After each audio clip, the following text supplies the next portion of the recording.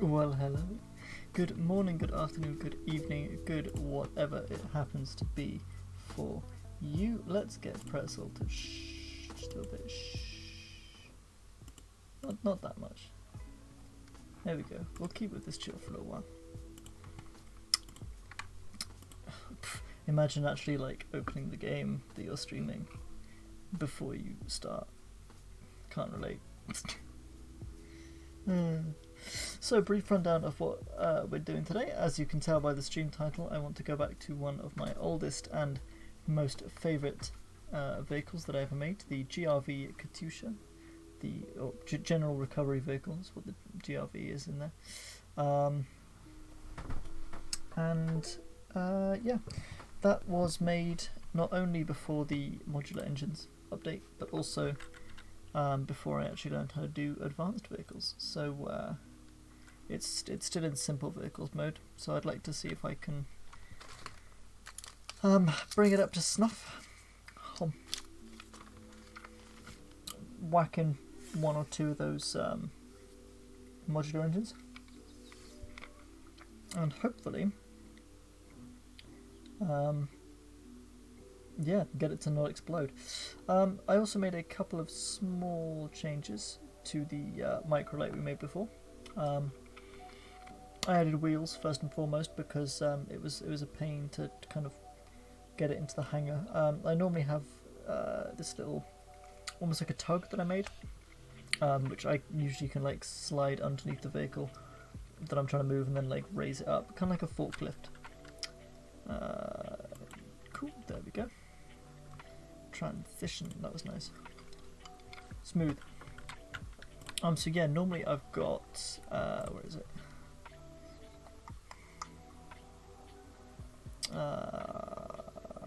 Don't look at my weird vehicles. So normally I've got this, so this goes up and down this little flatbed. So I can normally slide it underneath my aircraft and then lift it up to drive it into the hangar. You know what, actually, I'll give you a quick demonstration of that. So you'll notice that we're not at the Creative Island today, we are at the military base. So if I load, not the microlight, if I load this, no, not that one. Yeah, if I load the medevac,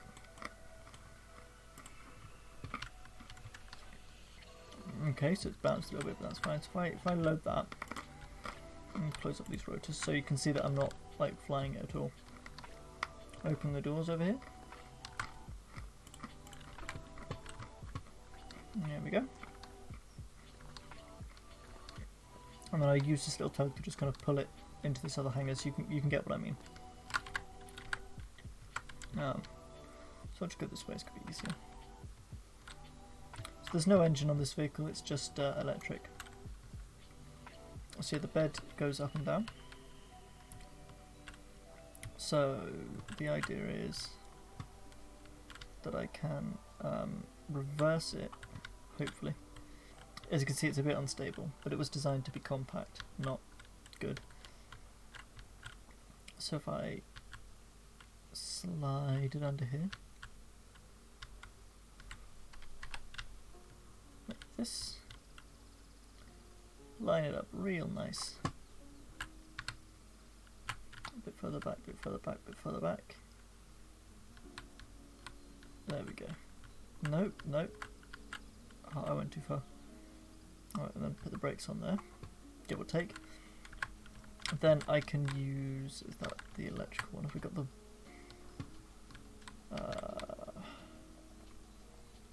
can I use that? No, I can't. Okay, so I should actually have ropes somewhere. But as you can see, I forgot to bring rope, so... so normally I would use rope to tie these together so that it wouldn't fall off. This is the medevac, by the way. It's a simple, it's got 2 seats in the front. That one's a passenger seat for, you know, walking wounded. It's got a medical bed in case someone can't walk. It's got a couple of spare seats. It's actually got a lot of room for passengers. It's got 1, 2, 3, 4, 6 spare seats on the outside. So safety isn't, you know, a concern. 2 defibrillators, 4 medical kits. And that's enough really to kind of manage any sort of situation. But yeah, so then if I raise this bed up, oof, oof, oof, as you can see it's a bit unsteady on its pins. Then if I take the brakes off, there we go. So I can now tug this to wherever it needs to go. Like say for example we wanted to take it out to the side of the hangar and then leave it there just in case there's an emergency, which actually isn't a bad idea. I might want to try and do some missions today, I don't know, probably not, but can't hurt to leave it there. So yeah, I can just bring it, ooh, too much beans.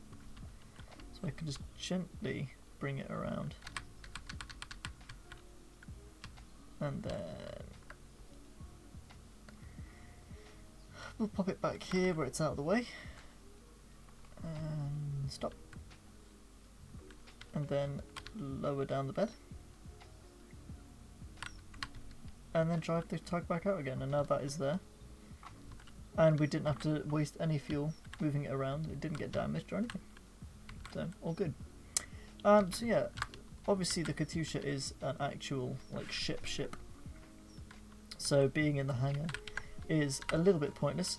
But before I do that, I actually want to load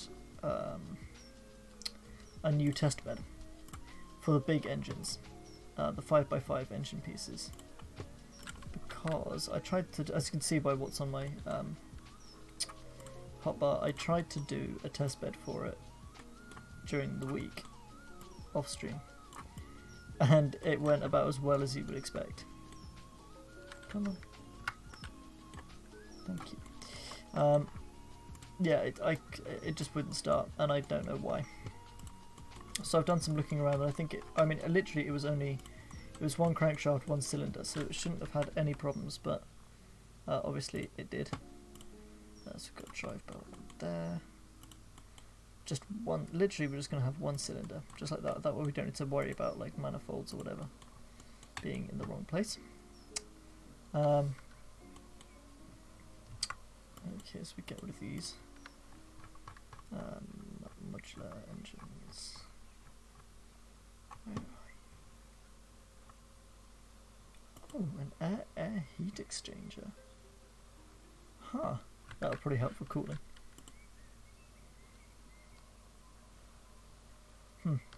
These are all things I probably should have been looking at. Okay, let's see. Modular engines, there we go. So we'll need air manifolds. We'll do the starter in a bit. We'll need an exhaust manifold and a fuel manifold. So somebody on one of the forums seemed to think that I needed more than one air manifold for it to start. So I'll try having 2 air manifolds and 2... I haven't actually got enough space. Is that what the manifolds are for? Yeah, so that's just for extending it actually. So if I pop this out,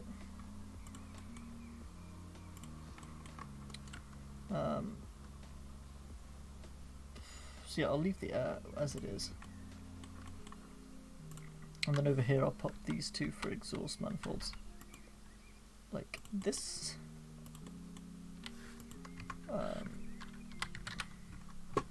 And then stick one there, and then one there, and then we can put the fuel manifold, because I should only need one. It's only one piston, so I don't see that having fuel isn't going to be a problem. So port, one there, so that'll bring air in. We may also need pumps as well to actually force air into the engine. We'll go for a medium tank because I don't think we'll need that much, and then a fluid hose. I'll just go for hose actually, there we go. Hose anchor there. Hose anchor there.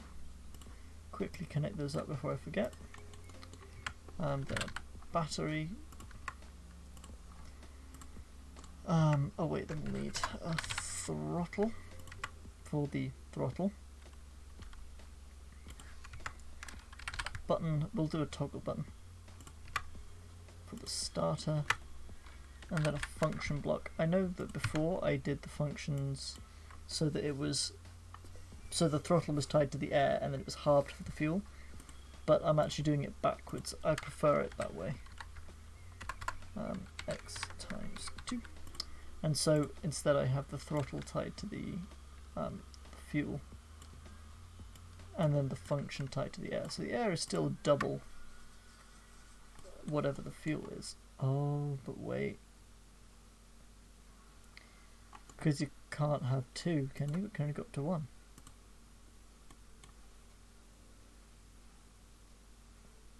Huh. Because if it's like a percentage. Okay, well I think I may have just found our problem. But I switched it around on the microlight, and the microlight still flies just fine, so I don't necessarily think that will be the issue. Okay, so this one needs to go. Oh, I don't have the starter yet. Dumb. Okay, so then that could go to the starter. Cool, so in theory this should work.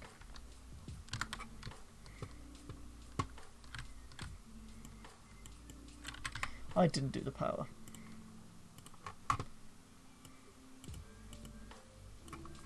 Cool, so in theory this should work.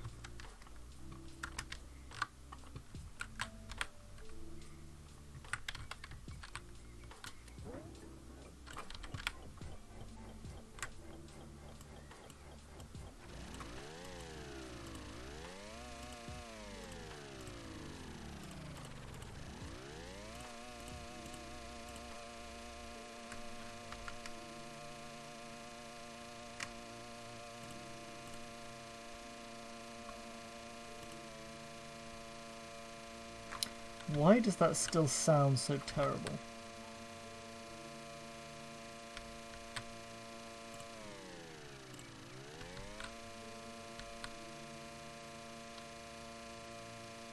Okay, so let's try it with just the one air manifold.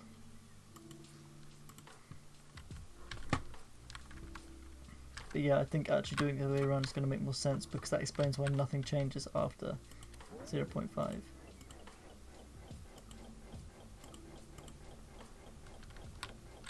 Yeah. So now it doesn't work at all. So we do need that other fuel, that other air vent, definitely. So now let's try it with only one exhaust.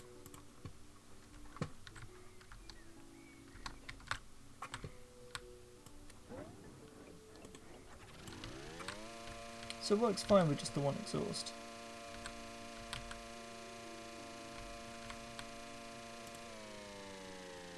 Okay, now let's try swapping around the function. Just in case that does make a difference. Because if it does, then I will, concede that I am wrong. So at the moment the function is going to that, so if I put that to that, and then that to those.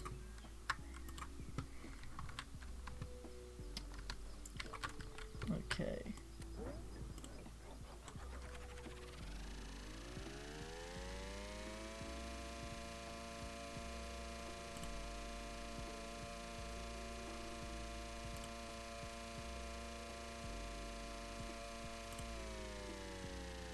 Okay, so we can at least get it to start, but now I'm starting to wonder if maybe it's having problems on account of the fact that it's only the one piston. So if I put down a second piston, like that. Okay, now we're going to need to connect the manifolds. I'll tell you what, if I actually put both of the air ones on here. Yeah, if I put both of the air ones on, come on there like that.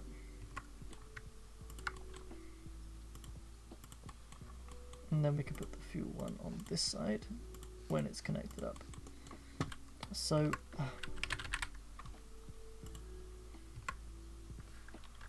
we'll have that,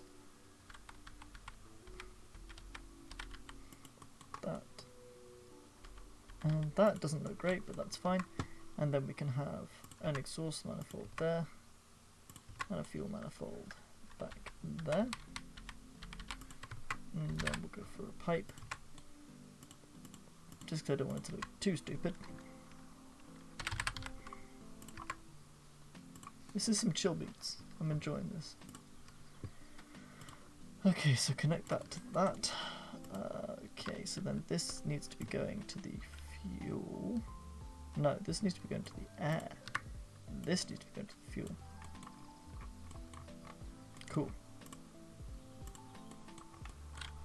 And then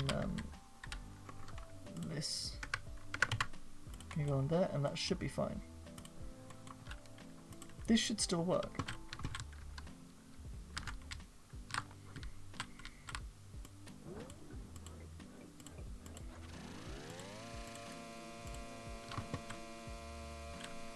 Okay, so yeah, this works. Okay, so it's a bit fucky over there.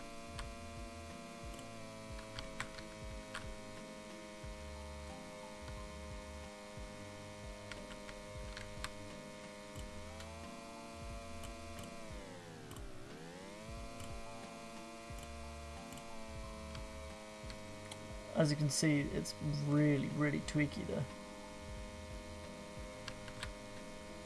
So yeah, I'm thinking that for these big engines, things that are literally like 1 or 2 are just not not going to work. But so we know that we need at least 2 air intakes for 1 cylinder. And then for 2, apparently we still also only need 2, but for 3 we definitely would need more.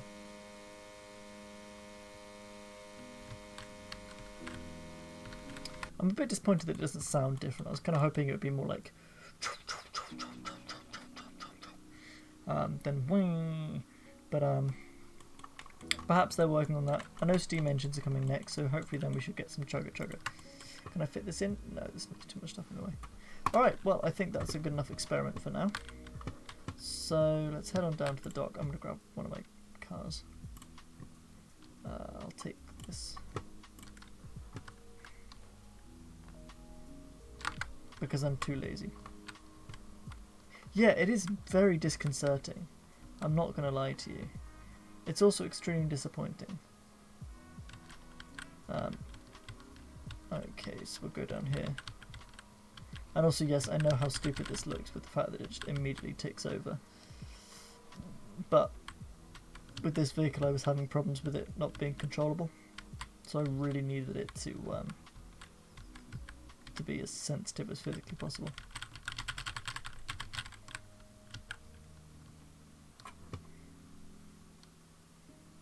It turns almost as fast as you do. Speedy. Also, hello Boo, hello Speedy, welcome to the stream. Hope you guys are having a good time. Glad you're here hanging out with me. So, the vehicle we're doing today is going to brake as soon as I load it. It's quite a way down. You can really see the development I've gone through as someone that like makes stuff. I remember, Boo, I mentioned to you that I was going to take you out skydiving. This is what I was going to take you in. It's absolutely ridiculous, but I can't show you right now because we're over water. Let's see.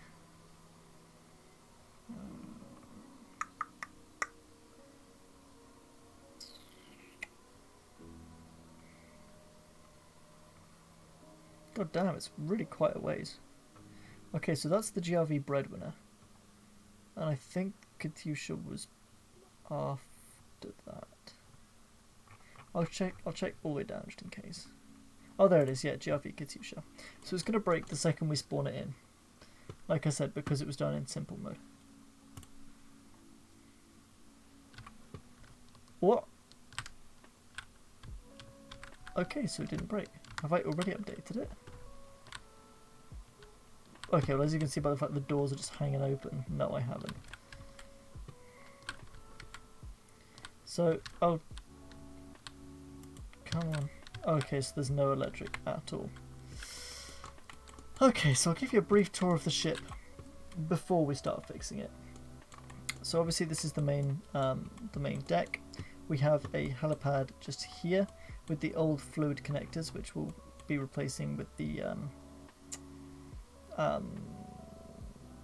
tie down things that this is the kind of place the medevac that I just showed you would go, so we'll find a place to tie that down. This is the crane that I'm very proud of for lifting shit out of the water. It's got the old the mag on it. I think that can stay. So starting from the middle, here we have the passenger cabin for where passengers could go if we needed them to, including this very fetching carpet. So this is the same on both sides. So we've got this side. So we go up here, we end up on this little sort of watch deck. So we've got some spaces here to be standing for lookout. There's a small cargo storage in there. If you've got something like a box, you just kind of chuck it in there. Through here is the bridge. So we've got the actual wheel, the helm. We've got, I think that's a speed indicator, engine ready light, because this has a funky little engine startup sequence that I want to try and keep if I can. And we've got the actual starter button just there. Over here we have a weather station, and I think, yeah, so this is the anchor control as well.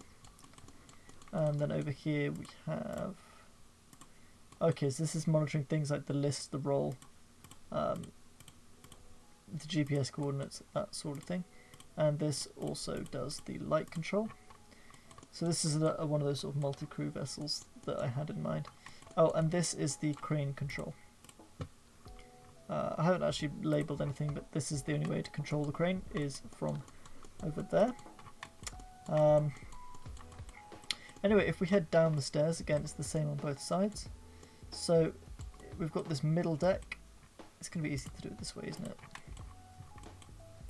There we go. Okay, so yeah, if we head down the stairs, we have the middle deck. So we've got some airtight compartments here and here to help with flotation. We've got an equipment store on this side. We have the galley on this side. So we've got like an oven and a sink and some stuff. I've also realised I must have built this bit with mirroring turned on, because otherwise you wouldn't be able to get to this sink and this board at all, so we'll go with that. This is where you would eat, so this is the mess hall. You'll notice there's vents everywhere in the floor. That's for drainage in case the ship floods. Sick bay in here, just in case there is an injury on board, or of course because this is a GRV, it may end up being called to recover a vessel with injured crew members on board. So it's not the fastest search and rescue. This is the rec room. Only got 2 seats in it because I couldn't fit any more in. It's got a funky little coffee table and a TV. Yeah, so this is called section plane, and basically it's just the second one up here, and it literally lets you either do up and down, or you can do front to back. Though I don't really use this one much because there's not much point, unless you really want to see like exactly how deep your boat is. For example, like this is 4 stories of boat right here. Also, this one is quite useful if you're doing like something right just inside, or you want to see just how much like airtight space you've got. It's like here, for example, you can see like these are just purely airtight spaces. They aren't designed for anything else. But mostly I use this to show people around my boats. But yeah, so this is the rec room. In here, the captain's rec room, by the way, not just any old rec room. Again, I'm not sure that wall is supposed to be there, so I'll just quickly get rid of that, because I would expect that it's not supposed to be there. Can't think of any reason why I would have put that in there. Okay, so sorry, this will just take me a little second. Let's see, can we copy? Yeah, nice. So this is my Magnolia paint scheme. Because of course the interior of a ship has to be Magnolia. A little bit more airtight space back there, just purely if we ram something. So this is the captain's office, which includes a computer and I'm pretty sure that light does actually do something, but I couldn't tell you what it does. So it's connected to this. I guess it's just if the lights are on. This is the captain's quarters, including a double wide Minecraft bed and a private bathroom. So we've got a toilet there, we've got a little sink there, and we've got a little shower. You can't get in the shower because there are no glass sliding doors. And yeah, this captain lives a life of fucking luxury on this boat. He's got a, like, I don't think you find showers like this on a boat in real life, not gonna lie. The crew quarters for the regular crew are over here, so we've got room for eight people. I'm assuming this would only probably have a crew of probably so we've got probably a helmsman, a captain, a crane operator, a navigation officer, I guess a weather operator, like a weather person, meteorologist, I guess, a cook, and then probably some general crew for things like cargo management. Oh, an engineer, obviously. So yeah, 8 is probably about right for the crew, or probably more like 6, and then some spare beds in case there's passengers. And this is the crew rec room, so we've got a little sofa made out of passenger seats. They've got their own TV and a little table up there as well. So far so good. Let's continue down a deck, because this bottom deck is where we're going to be spending most of the day. So down here we have first of all the ship's weather suite. So this is all of our weather detection equipment and the primary readouts for things like that, just in case for whatever reason the bridge is inaccessible, or if there is some other reason why someone would need to be doing it from below deck. A large airtight space here, which as you can see I did actually paint it because I did want to use it for something, but I couldn't think of anything to use it for in the end, so I just blocked it off. And then the ship's engine room. So as you can see, we've got these 4 huge engines, or I think that's just the large engines. So these are what we're going to be replacing with the modular engines. I did want to keep 4, but obviously that's not going to happen, so we are just going to have probably 1. The reason why I liked having 4 was because of this funky little system, which if I quickly connect up all of the electrics, I should be able to show you. Oh my god, I haven't connected up any of the electrics at all. Was it just like automatic or something? God damn, that's going to be a big job.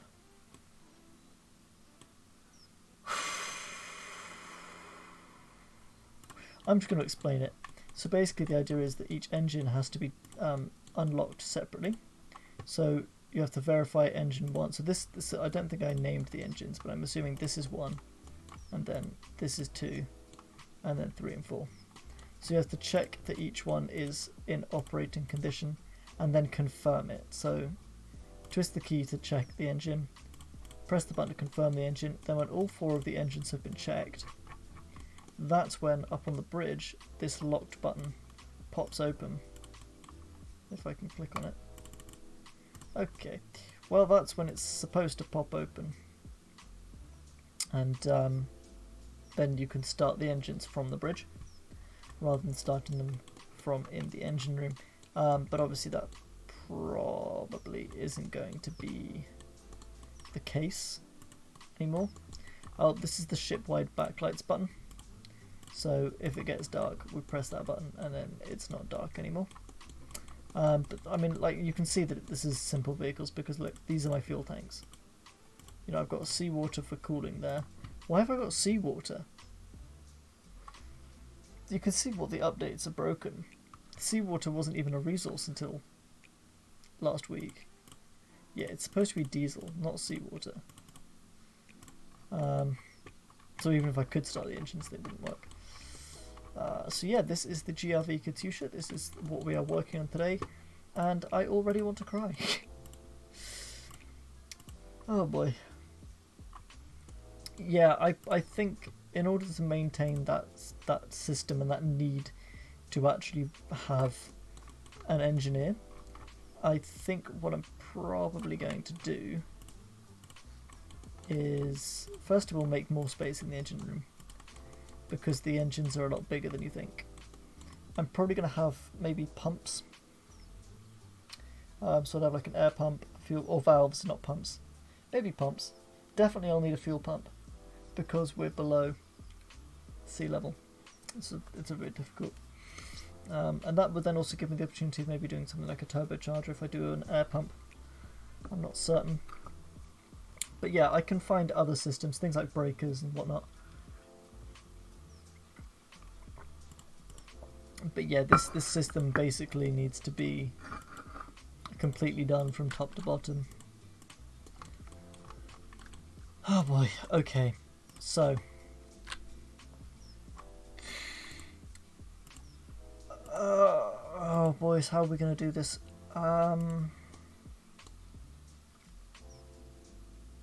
Right, baby steps. First thing, get rid of this. This is unnecessary. We don't need this.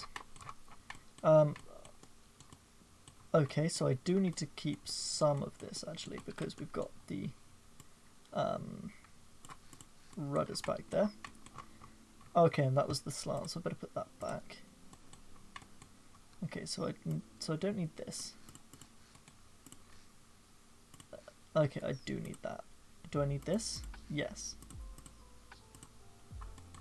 Okay, so that means I'd probably better do this as well. Does that look right? No. No, that doesn't look right. There, that looks better. So, what is that? Is that... Okay, that was a slant. A slope. God damn, I was hoping I could do something that makes it actually look good.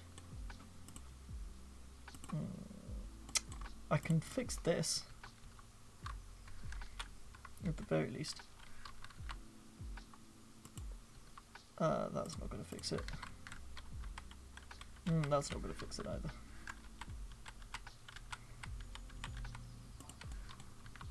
That'll do. Should have been mirroring it though, because I've got to do the exact same thing on the other side now. Obviously all of these things do actually impact drag, and little bits of drag here and there really do add up, so I might actually end up getting rid of these rudders completely. I mean, really the 3 rudders in the middle are a little bit pointless, but manoeuvrability is quite important for a vessel that does this sort of work. Because obviously we've got to pick up something really precisely. I might actually end up needing sideways thrusters. That would actually probably be a better way of doing it, yeah. Having sideways thrusters, 2 at the front, 2 at the back. Have them on independent control, so I can drift left, drift right, or I can rotate on the spot left and right. There is actually a thruster, this one, which like rotates. The trouble is I'm not smart enough to figure it out. Cause you need like I'm pretty sure you need like to put it on a pivot. So the pivot does the steering. And then yeah, so I could put a couple of these at the front, and then if I need to drift sideways I can rotate them. If I could just do 4 of them, 2 at the front, 2 at the back, and then just rotate them as needed. And then on a seat I could bind... Not quite, no. On account of the fact that the ground effect wouldn't work, so it wouldn't be on an air cushion. You could probably create like a flat bottom boat and then use... Oh no, actually no, because that will only work underwater. So unless you used a turbofan maybe. But yeah, if I then bound on the wheel the A and D for the turning normally, to having 2 of them go one way, 2 of them go the other way, and then the Q and the E. Oh, but I don't think there's a way to have them accept one input. because these will only, each of the pivots will only take one. I could have 2 pivots, couldn't I? I could have a pivot on a pivot. There's nothing stopping me from doing that. I could then also use that for reverse. Because if I go hard over one way and then hard over the other way, they'll be pointing backwards.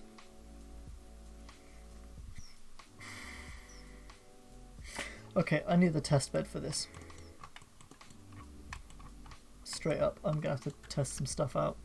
So we're going to save this so that it's easier to find later and so that we can save the little changes that we already made.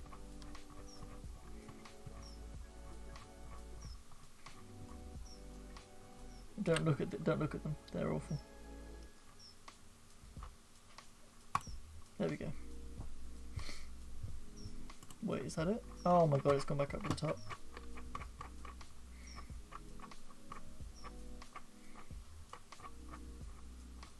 Come on, where are you? Yep, so the GRV Katyusha, overwrite, yes. Okay, right. New vehicle. And this isn't going to float. So I'm not even going to bother with like engines or anything. I'm just going to straight up. I'm going to make a box so that it will float somewhat.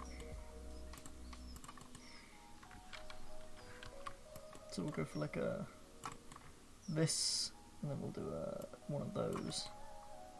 And we'll go for that. Link all these things together. Pull it up a little bit. Pull it up again. So that's what 1, 2, 3, 4. That and then 1.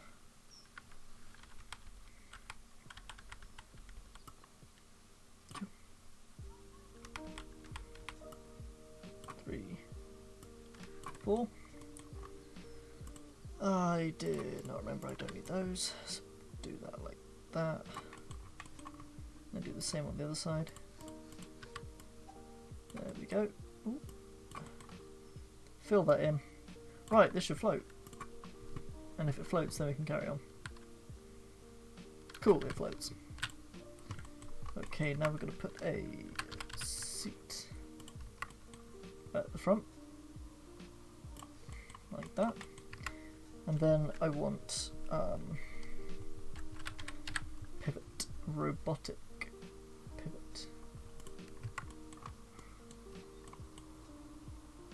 Oh, not compact, I want full on ones. Because I need to take the power. Oh, I need to take the power as well.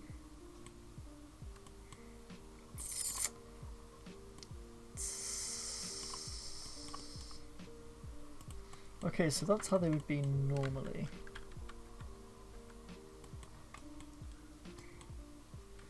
And then if I grab a corner enclosed pipe like this, and then another one like that, then I can take another one of these pivots, and in theory, that should take power through. So then I can go azimuth like this, and then like this. Oh yeah, I am actually going to need to give these power, aren't I? So I'll delete that, and okay, so that one's going to go to the front. So pop that one like that, and we'll pop that one up like that, and then we'll just bring that up a little bit. Okay, so for the purposes of this experiment, we'll just use small motors and we'll turn on infinite electric, so it should be fine. Put that there for a second, because I actually need this to put it there, because I don't know if motors are watertight or not. Okay. Whoop. And then we'll pop these ones over here. Grab a medium battery. You know what, we'll just grab a small battery because we're doing infinite electric, so it'll be fine. Keep it balanced. This is some big brain advanced level shit. I am going to change the music though. As chill as this is, I'm feeling some little something else.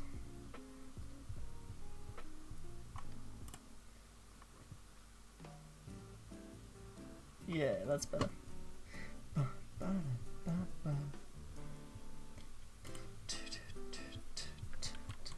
Cool.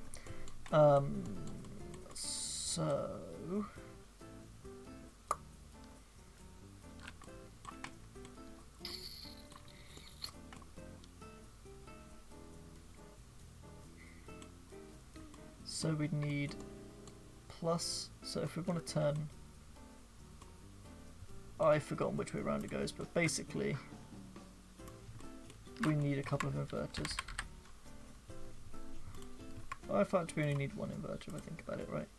So A and D, we'll go first to the inverter and then we'll put them to this bottom one. And then the inverter can go to those bottom ones, and hopefully that's the right way around. And then Q and E can just go to the top ones. Because they should all need to turn in the same way, right? Yeah. They all need to turn in sync for us to drift. And then W and S just for the throttles. There we go. So, spawn this, watch it sync. Ooh, turn on infinite electric. Thank you. Oh yeah, I can't get on.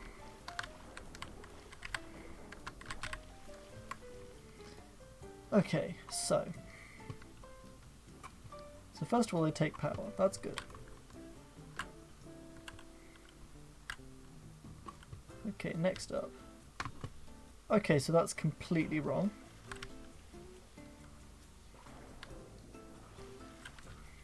That's also wrong. Okay, so one side needs to be inverted.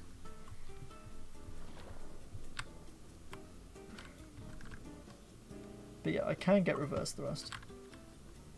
But yeah, one side will need to be... So for the A and D, which ones are right? Okay, so for the A and D, the bottom right... Yeah, the bottom right and the top left are right. They are correct, sorry. Bottom right, top left are correct. And then for the Q and E... Okay, so for the Q and E, the left-hand side is correct. Okay, so I am going to need another inverter after all. And I've connected it up wrong. So this one is correct. Sorry, the bottom one. So that one is correct. So that one is correct. So this one needs to have the inverter. And this one needs to have the direct. And for the Q and the E... Okay, so that hand side needs to be inverted. So it's the top ones. Yep, there we go. So now this should work. Yeah, somehow that's not going to be quite as effective. But this does also give me a reason to have 4 smaller engines for 1 per engine, but then I'd have to have 4 separate controls and 4 separate everything, and it just doesn't make all that sense. Okay, so I've somehow made it worse. Okay, so Q and E work the way I expect. For A and D though... Yes, for A and D the top 2 need to be reversed. Sorry, the front 2 need to be reversed. So actually I was wrong. So... Okay, so this one needs the inverter. And this one needs the direct. Now it should work. I promise this is relevant.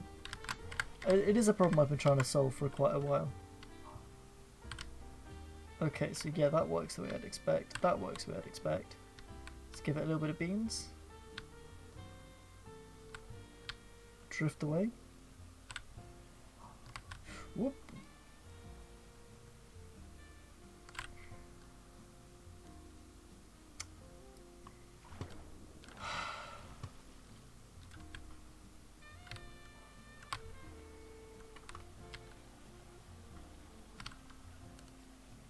But yeah, if I go hard over in any combination... Oh wait, no, because that only gives me reverse thrust on one side. So if I do this... Everything's getting really confused.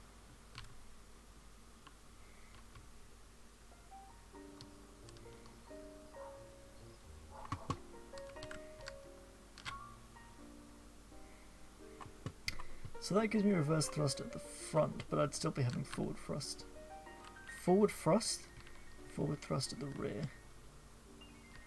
Okay, so because of the way it's all put together, there is no way to have them all be pointing in the same direction. Which means I'd need a reverse thrust override.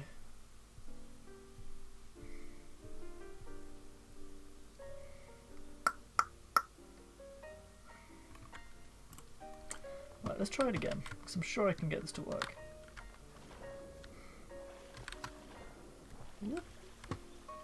Oh my god, are you fucking serious? Okay, so I managed to just flip it over just by touching it, that's fine. So we need a keel. And yes, I'm fully aware of how stupid this is, just roll with it. This is just a testbed vehicle after all.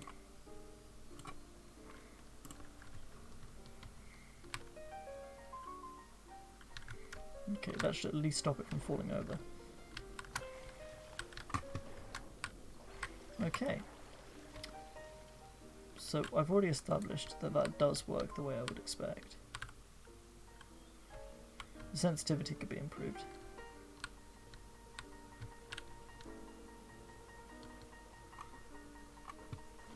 Okay, so if we get up to some speed, not too much speed. And then yes, we turn pretty well. We do also drift pretty well as well. Like, I'm going completely sideways at this point.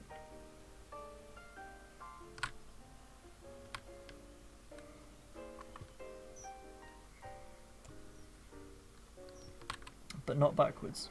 Unless, obviously because this is an electric vehicle, I can just do this. Hang on. There we go, I can just do that, and now we're going backwards. But that's cheating. That would require gears that I don't want to fuck about with. Because if I was going to fuck about with gears, then I wouldn't need 4, I would only need 2. And then I could just reverse them depending on what I wanted to do.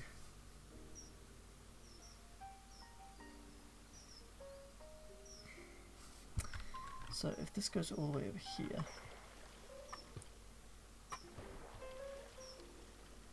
Okay, so that one turns... So yeah, now I've got half forwards, half backwards. Whereas if I do it the other way around, it's still half forwards and half backwards, but the other way around.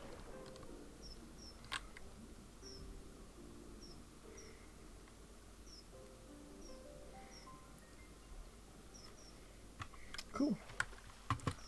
Cool, cool, cool. No doubt, no doubt.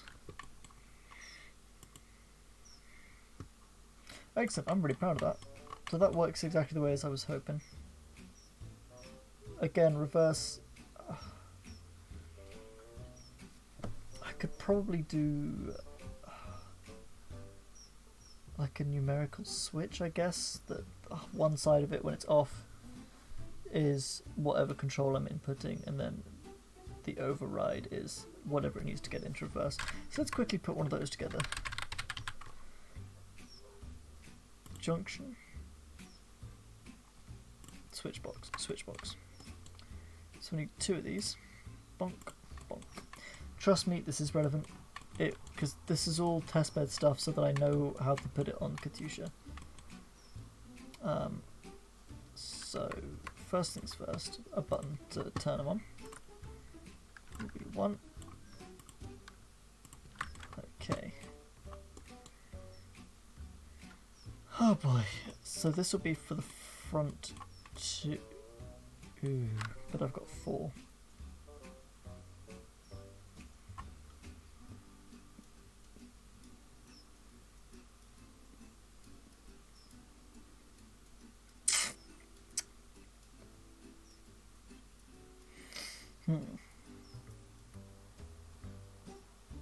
Well, it doesn't matter, does it? Because if they all go to 1, then they'll be reversed. It's only to stop it from... Yeah, so they do need 1 each. But only so that we can maintain control. Oh, actually no, I need 4, because they come in pairs. They don't come in peace, they come in pairs. Which probably isn't healthy. You should probably see a doctor about that. Okay. So this is for the top 2. So the top 2 is... Oh. Okay, so for the top left 2...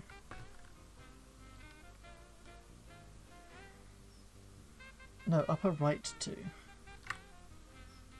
So this one goes to upper right 2. So that one and that one. Okay.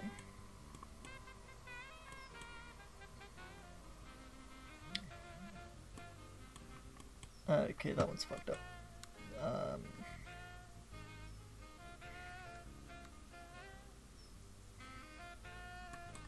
So then this one is for the top. Okay, so that one goes there. Oh, when it comes from here, so this one will be for the top. So for these 2. Okay. Okay. So this one is for the bottom 2 diagonals.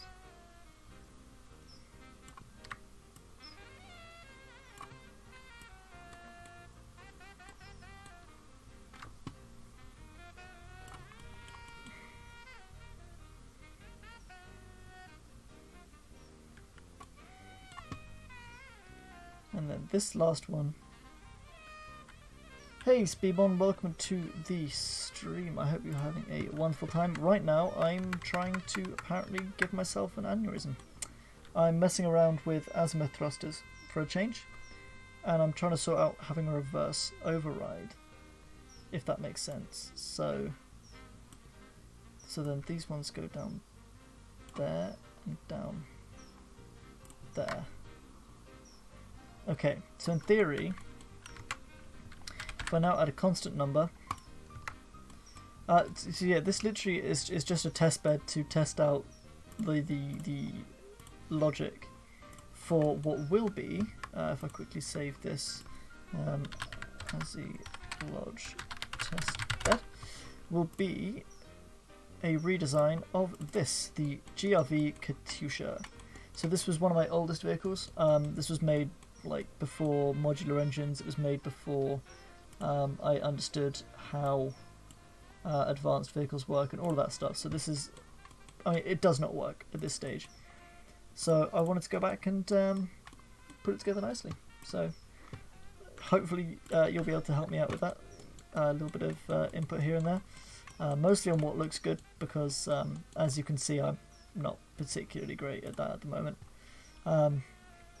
But also I want to overhaul the drive system. So at the moment I've got like 5 propellers and a ton of rudders. So I'm trying to change it to be the same as this, where I've just got the 4 azimuth thrusters that I use for steering and for reversing, and for also because obviously it's a lifting vehicle, I need to be able to go side to side. So hopefully if I put this to 1 and then just link this to everything on the on side, so on. So hopefully now when I override, that should turn all of the azimuth, nice, good job, all of the azimuth thrusters to be facing forwards, or backwards I suppose. Yeah, like that. So that's my reverse thrust override. So we can go forwards. We can turn pretty effectively. Hopefully that will be just as effective on a big boat. It does need to be a bit more sensitive. And if we come to a stop, then I can also drift sideways like this. Come on. There we go. Drift sideways like this. Or of course the other way, So this should end up being quite manoeuvrable for such a large vehicle. And then if I do need to stop for any reason, I can reverse thrust. There we go. So, that testbed works. There's got to be an easier way of doing it than this, however. A constant number, 2 inverters, and 4 switch boxes. So I've got 8 pivots. I'm going to end up having to write a microcontroller for it. I know I am. And it's going to need 1, 2... It's going to need an on-off input and 2 number inputs. Yeah. An on-off input and 2 numerical inputs. And it's going to need 4... No, it's going to need 8 outputs for the... 8 numerical outputs, but that can be done later. For now, I want to get on with the design of Katyusha in terms of actually clearing out the old engine room and making room for a new one. So, go for section plane again. Nope, that's mirroring. Section plane, here we go.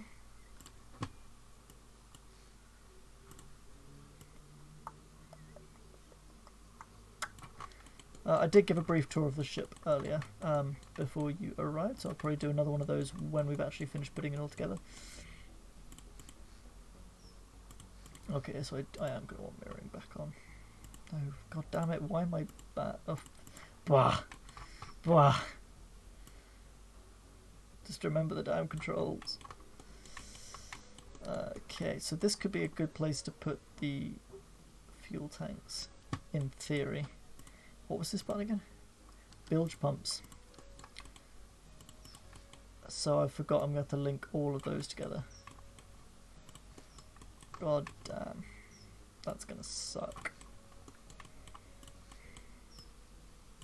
Oh, but I can also replace all of the doors with manual doors as well to save on having to redo all of the electrics that I didn't do the first time around. Okay, so we'll get rid of this floor. Who needs floors anyway? Okay, apparently we do.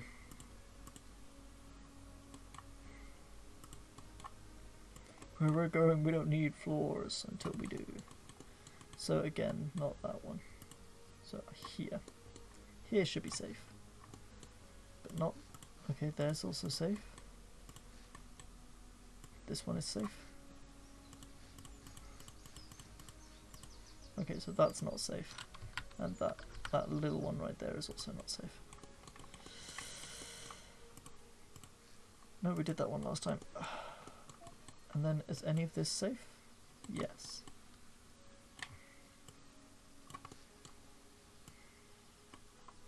So if I'm right, it should just be like that. And then, yeah, another one of those. But, okay, cool.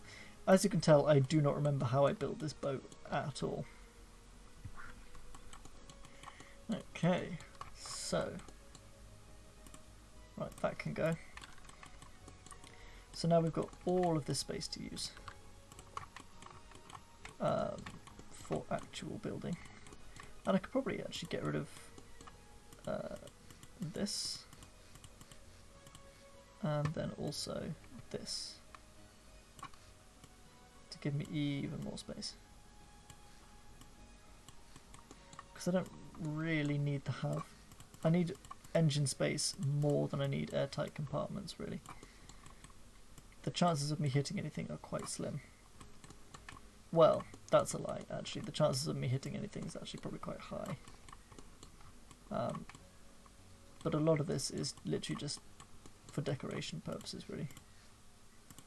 So I'll leave it like this because I think it does look good. But obviously the ones down here I am going to have to probably put them back in. Because they... You know what? No, I can leave them as being flat corners. And I'll just have to build around them. But yeah, I had completely forgotten that all of these like bilge pumps, like here and the ones up on the upper decks, I'm going to have to actually connect them to a pipe. to get them to work, because previously they were literally just it was a logic connection. Like, you can't even see it on here because of the fact that I'm in the advanced mode, but there is one of these nodes was for fluid, to stop you from having to worry about pipes and things. So let's also get rid of the propellers and the rudders, because we just don't need them anymore. We don't need them. They're just sitting there taking up space.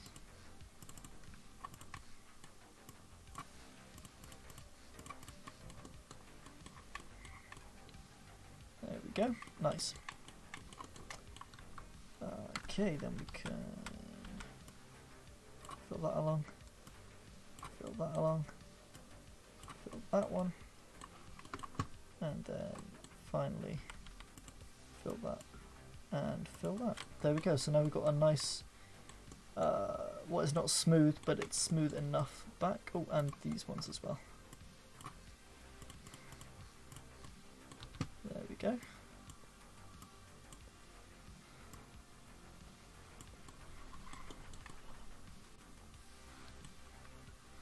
Is there a spare block in here somewhere?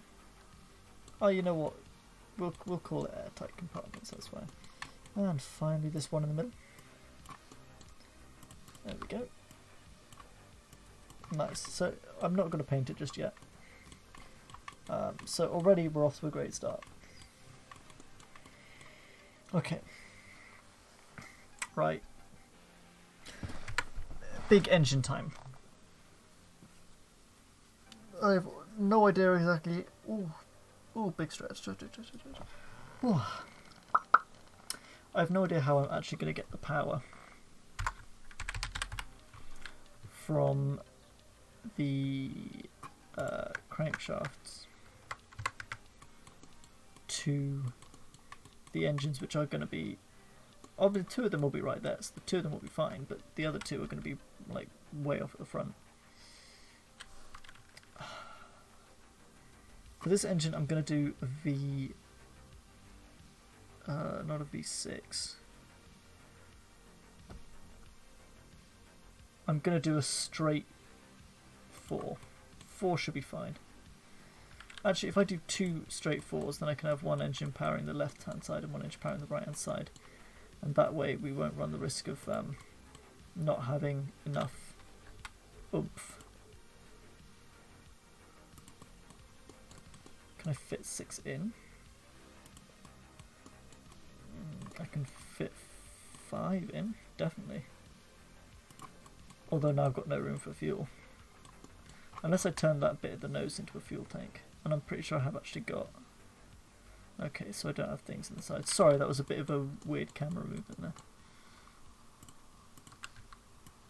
There we go. So, in theory right now I should be able to do straight, if I take the pistons, the cylinders, sorry. I should be able to just go bonk, bonk, bonk, bonk, but I can't because they're slightly too tall. Alright, no problem, not to worry. What I'll do instead, so I'll have them on either side.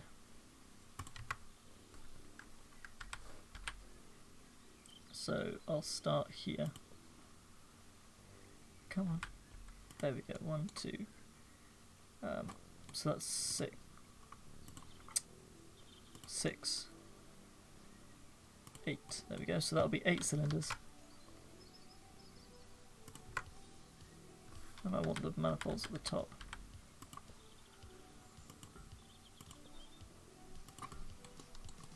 Nope, they're not centre, so they're not going to work at all.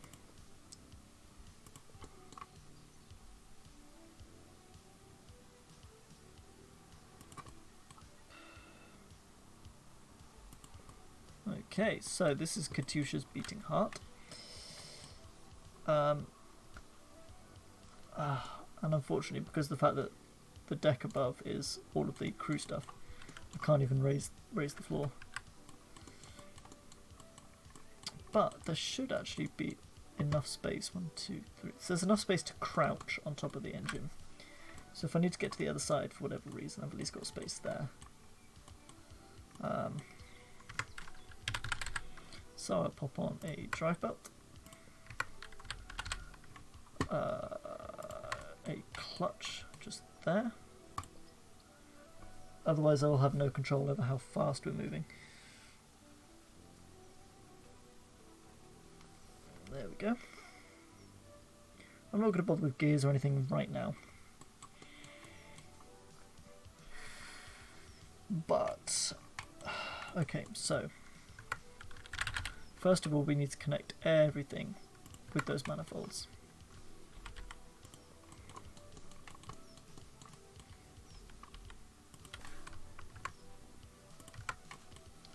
There we go. That way everything will be sharing everything.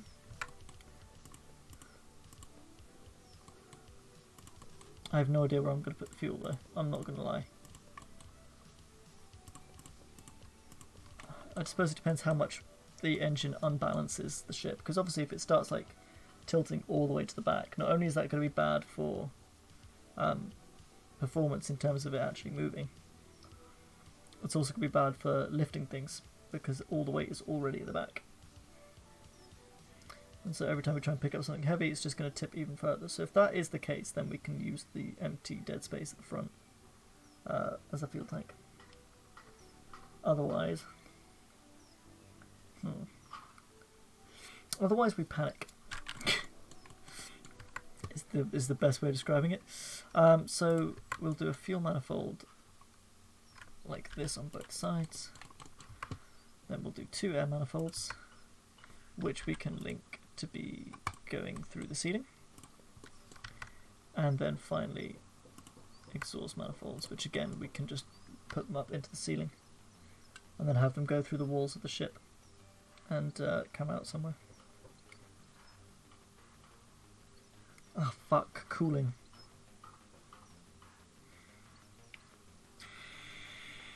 We'll go without cooling for now. And if it becomes a problem, we can do a heat air exchanger. Or we can pull in seawater and cool it with seawater. Or actually that might make it explode. We can cool it with, we can use fresh water tanks.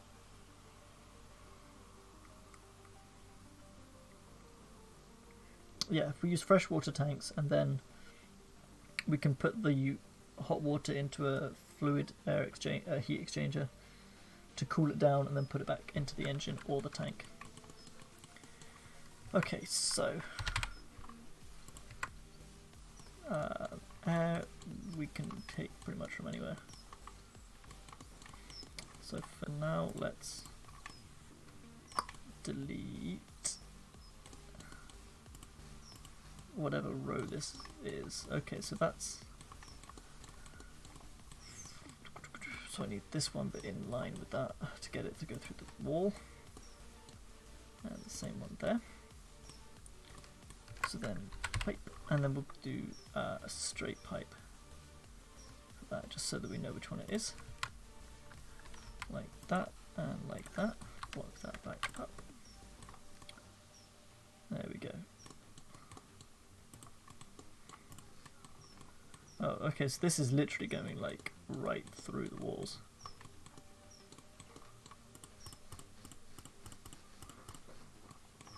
And then yeah, that will just come out onto the deck, right where helicopters are going to land. Can't see anything going wrong there.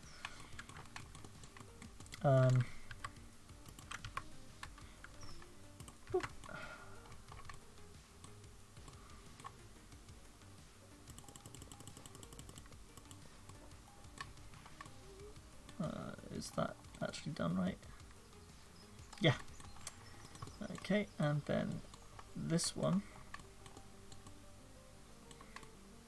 Okay, so that one actually we are going to have to change. Oh, and it will run right alongside the other one. That's fine.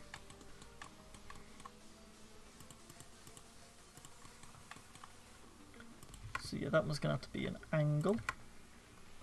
Even an angle. That one's going to be an angle as well. And then these ones can be the straight ones. And we can pull up here like this. A little bit more. Okay, and then yeah, so these will both need to be ports, and we may need to use pumps to actually pull the air into the engine. I don't know. If we do, that's a slightly bigger problem, on account of the fact that then we will need to figure out a way to fit. I mean, I suppose I have space here to put a pump, really, but beyond that, not a clue.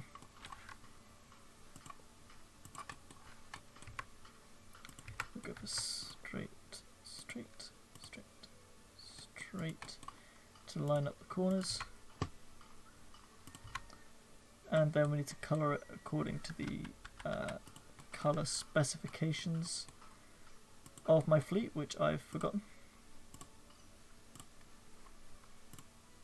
So I will quickly check. What's a boat that I've done it on recently?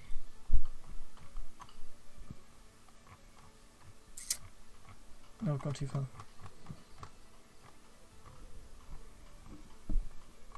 There we go. The Jet Cat hybrid config should have all the right pipe colours. Let's see.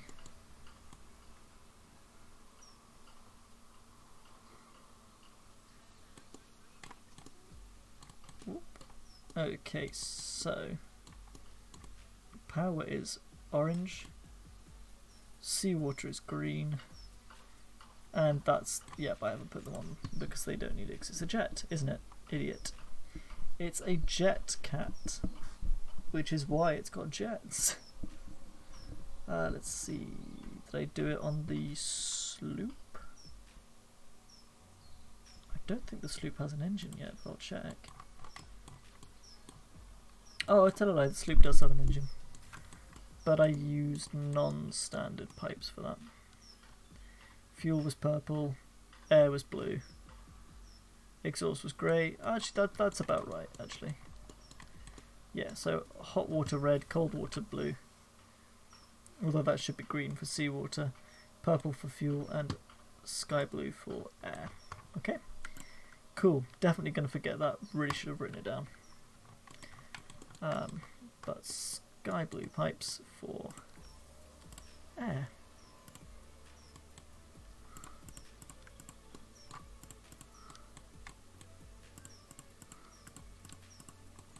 There we go.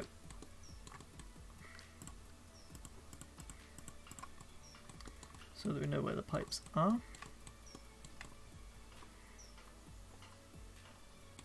Oh wow, we're way out.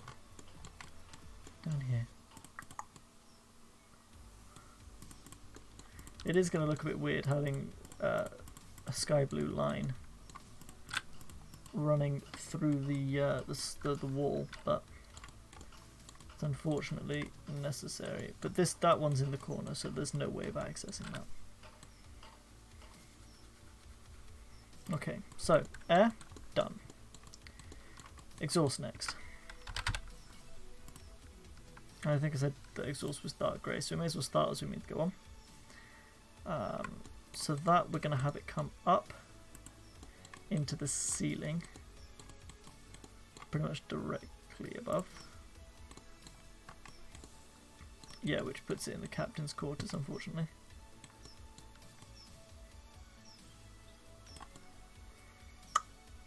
Yeah, puts it in the captain's quarters and the captain's shower. But there's not really anywhere else we can put it, unfortunately. Well, that's a lie, actually. We could probably just put it straight out the back.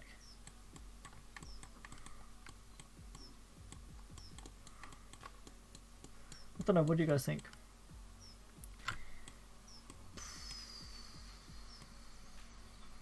Like I said, I don't really want to go through the captain's quarters if I can avoid it.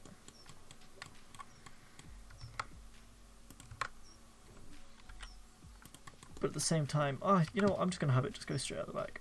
It's going to save everyone a lot of time and effort. And by everyone I mean me. Oh, come on. Don't be doing me like this.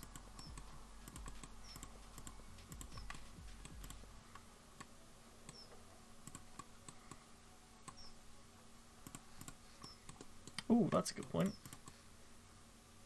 Okay, so that's still under the captain's quarters.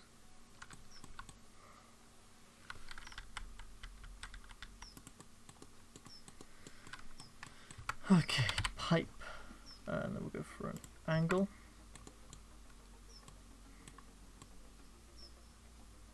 No, actually we'll go for a straight.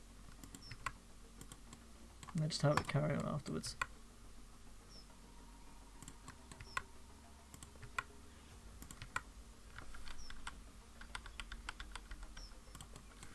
There we go.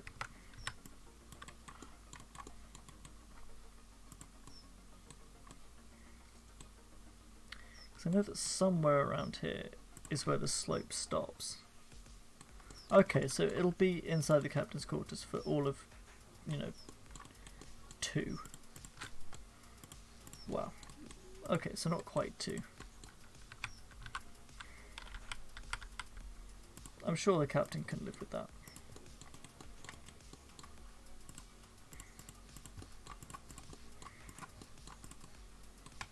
And since I'm the captain, I can probably live with that. Except I can't delete those. Oh, I'm putting way too much thought and effort into this. Yeah, plot twist, the captain's just sat there just huffing the exhaust fumes. Okay, so... oh boy. Angle. Angle. Angle. Angle. Also angle. Also angle. I could probably paint it just for the captain. And then I'm going to have non-enclosed angles. Oh my god, that one needs to be an angle as well, doesn't it? Oh, so does that one actually.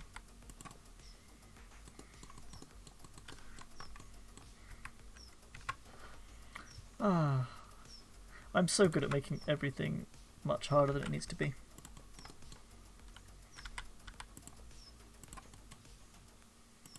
There we go.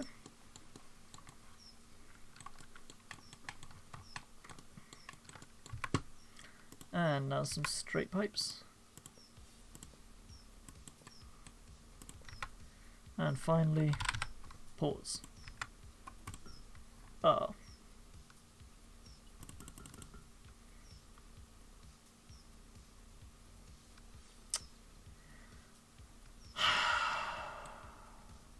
Okay, that's fine.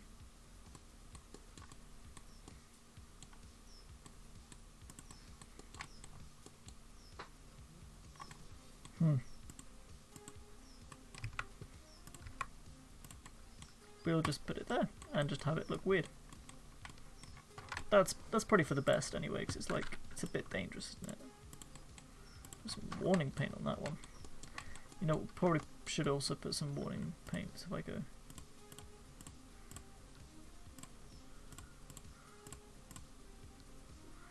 Okay, so we did that totally. So yellow, black, yellow, black, yellow, black, yellow, black. So yellow, black, yellow, black, yellow, black, yellow, black. There we go. And then this needs to be deleted anyway.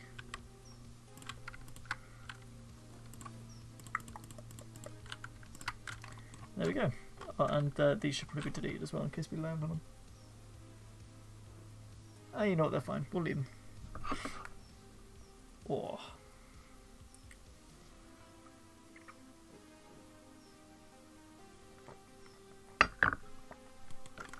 Okay, so far so good.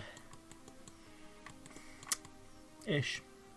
So far so okay-ish. But that is exhaust done.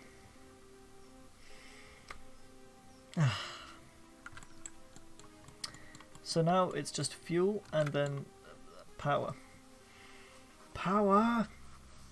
And that's when we can start to get some of the engineering systems in, like the chargers and the breakers.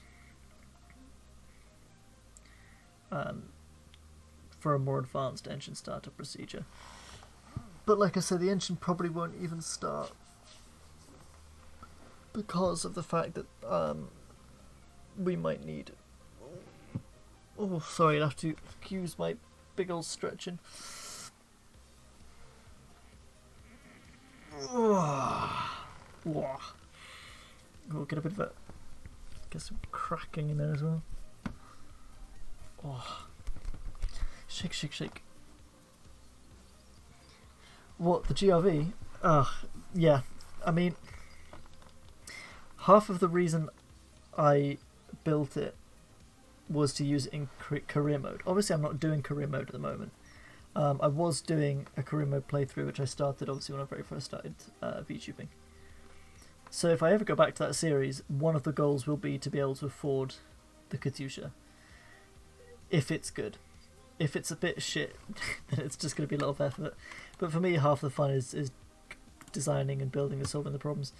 But you can see that a lot of my ships, like the Jet Cat, strongly resembles the Katyusha. And, you know, if we go a bit further down...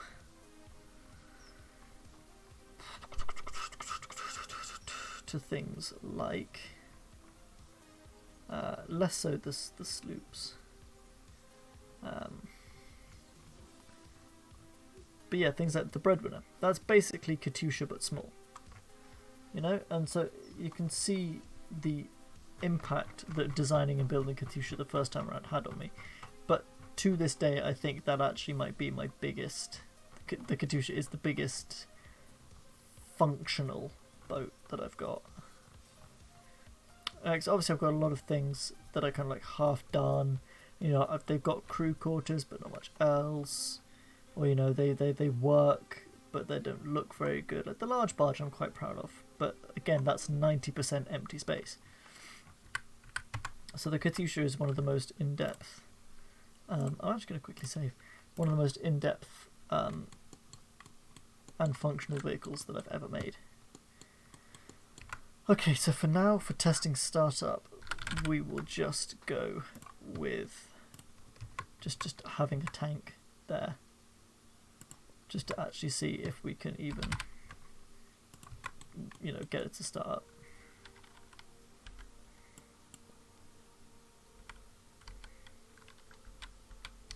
Come on.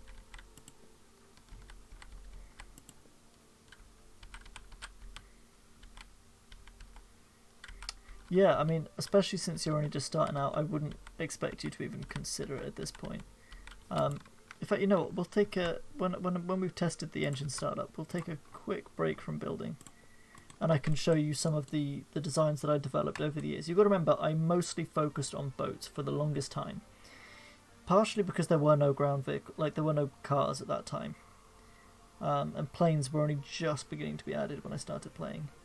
But also because I'd come from playing games like Space Engineers, where I could fly as much as I wanted and it wasn't a problem. And all I really wanted was to be able to have water and be able to have a boat that I could build and float and then also sink, rather than just a spaceship that would fly around and then explode. But we'll do a startup test first, just to see what's going on, and then we need a function block. We can go back to white now. I said we can go back to white. Thank you. So function block, a throttle, and then a toggle. There we go. So this one needs to go to the fuel, because it's divided by 2. So x divided by 2.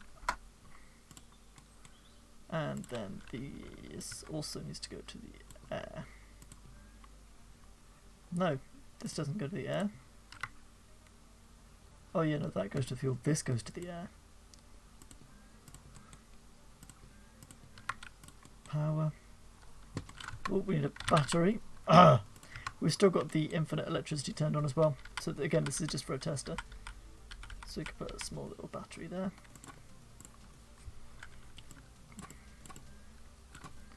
Oh, and that's another thing we should probably do, is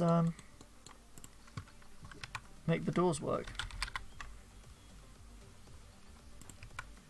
So I want this one to be a sliding door.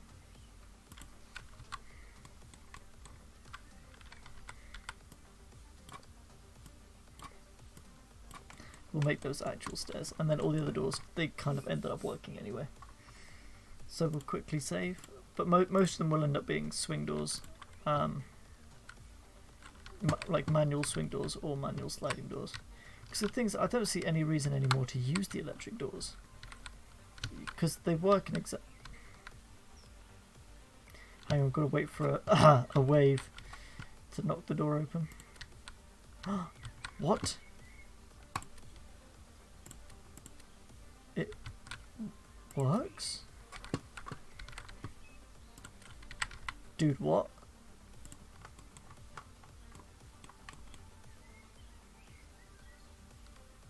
How does it work when we've got no power connected to it? You know what? I'm not going to look a gift horse in the mouth. It's probably because it came over from Simple. The game probably hasn't realised yet that it's not supposed to work. And it was only when it didn't have a battery that it was fine. So go through the passenger compartment all the way down to the bottom floor.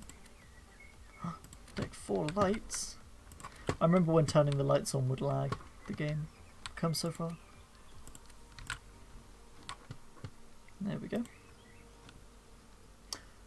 Oh, it could be actually. It could be. That's a good point. I hadn't thought about that. Yes, it is. You're right. Good job. Okay, so I didn't connect it to the starter.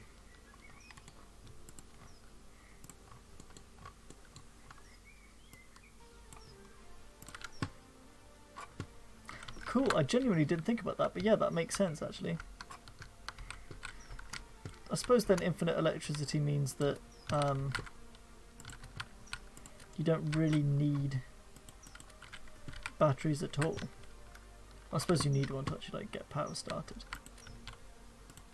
Let's turn on the lights. Can we turn on all the lights? I want to see if it causes lag still.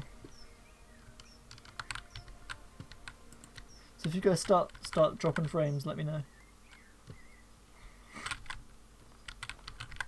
Rude.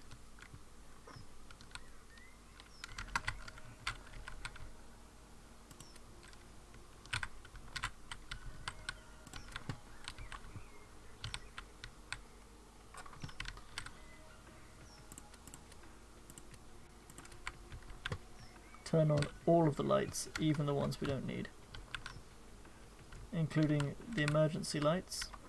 This is, after all, a registered emergency vehicle. Passenger lounge lights.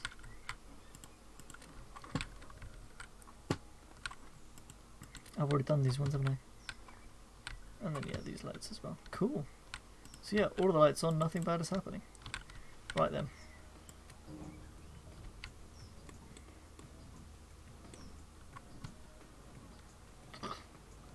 We're getting some chugging.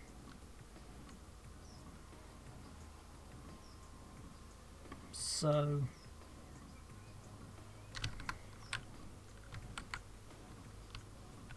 this reckons 0% exhaust again. 0% exhaust, 0% exhaust. But the air is definitely coming in. Is the exhaust going out? No. Is the exhaust not going out because it's not generating exhaust?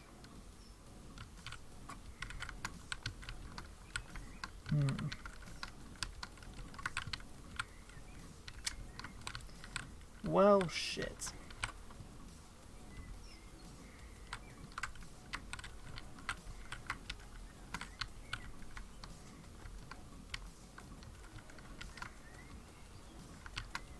Oh, also I'm stuck, apparently.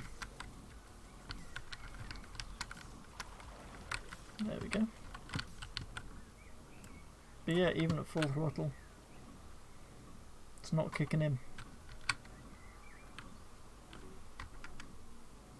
Fuel is also apparently coming in. I don't think enough air is coming in though, because look, that's on... Come on, up we go, thank you. That's on 0.5, which it's supposed to be, so the air should be at 1. And I think it said it was at 4. Okay, so the throttles one's at 0.4 litres a second. And that's 0.5 litres a second. So yeah, this needs to be on 1 litre a second. Which means that we need an air pump. So we'll try that. And then we'll try again. Cool, well as I was saying, we'll quickly go through and take a look at the design development. So you can get a feel for how I managed to do things. So this was the old starter boat. There's no point really doing anything with that, because it's just literally a starter boat. The Finders Keepers was a helicopter that spawns with the helicopter island when you're in the career mode, and I stole it because I wasn't sure if I'd be able to spawn it in again. So I just stole it, stuck some floats on the bottom, and painted it my colour scheme. It's got a little winch for picking things up. It's not very good though, and it's got the old connector. I haven't used this vehicle in... This vehicle is the base for a lot of my other helicopters, but only because I've used the actual default helicopter as the base. That's the only similarity. So I didn't take them from this, I took it from that. They just share a common ancestor. So that was one of the first things that I stole. The HV lifter is technically, according to this, what is that, the 16th of January 2019. So this is the oldest vehicle that I own that I created from scratch. As you can see, it's a Chinook, but not quite. And this was before they added rotor torque and before you could have counter-rotating rotors. So I might actually end up updating this as well. It's just got 2 tail rotors. Again, it's got one of the old lifters on a small winch. Not very good. It's got floats even though it doesn't float. A small exposed passenger cabin. A small cargo storage area. And a terrible cockpit. But again, this is all still in simple vehicles. This is long before I started doing advanced vehicles, which is why nothing needs to be connected. The Marv Mark III, which I think was multiple something recovery vessel. 4 engines, 2 rotors. In hindsight, the reason it kept flipping over and I couldn't figure out why. The reason is because I've got 4 bloody propellers on it. Like in hindsight, that's way too much. Like you turn it on and poof, it's gone. I don't even think this would work now if I even tried to use it, because of the fact that the engines aren't connected. But I can certainly try. Come on. This is also before I had doors unlocked, so you can see that like the cabin is just full of water.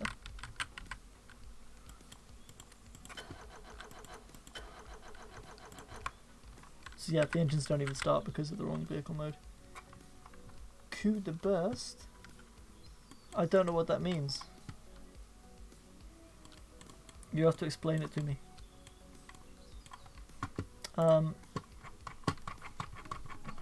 After the Marv. Oh, yeah, no, I haven't seen much of One Piece. I do not get the reference. So then we've got the Manatee, which was again another sort of... You can see how my building style was influenced almost entirely by the boats that I've seen docked around where I usually, like where I live and where I go to the beach normally. So you know they've got wheelhouses on very short decks, and they're not normally got anything below deck apart from literally the engine. So this is the Manatee, which again you can see it's got that wheelhouse with some electrics and a wheel.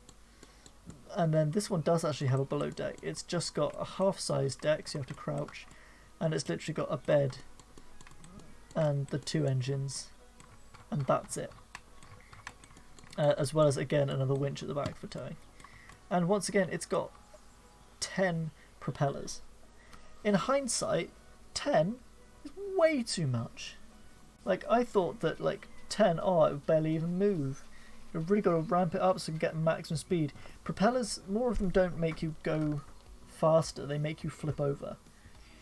I think, looking at it now, I think 2 would be fine for this vehicle. If that, not even... I don't think it even needs 2 engines. Oh my god, it's got 4 engines. So it's got 4 engines running to... What is that?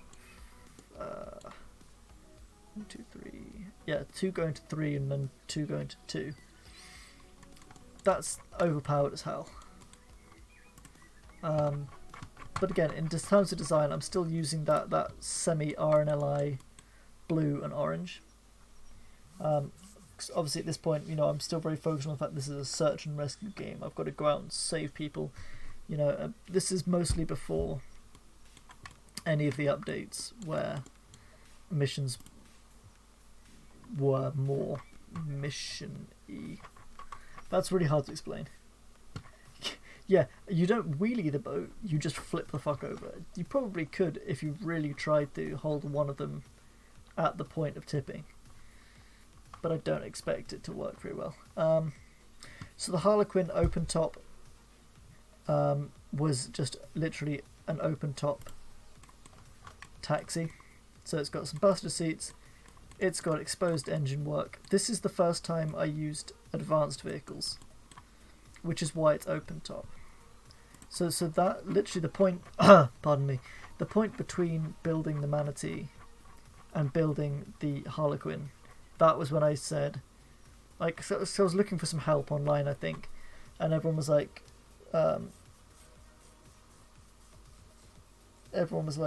oh yeah, you gotta just learn to do advanced vehicles, and then you won't, like, then even if you've got problems, it won't matter because you can just like fix it, which is really hard to understand, but I got it. I got what they meant. There's no point asking for help about things with simple vehicles if you're asking it from a perspective. Simple vehicles are perfectly fine, and especially for beginners, that's why they're simple and advanced. When you're starting out, they're great. They get you to understand how the world works, how building works, how everything else works. But if your problem is that your engine like isn't starting, or like you haven't got, you're running out of fuel, all of the people that are going to be able to answer are going to give you solutions that work for advanced vehicles. So, or at least that's what they were saying at the time. I mean, obviously the community has grown a lot since then, so we're kind of better at it, but not many people really use simple after a while. But that is it. It is a learning step. And no, the boat that you saw further up, that's not the Ever Given. So this is the King Water Taxi. Can you tell what show I was watching when I was building all these?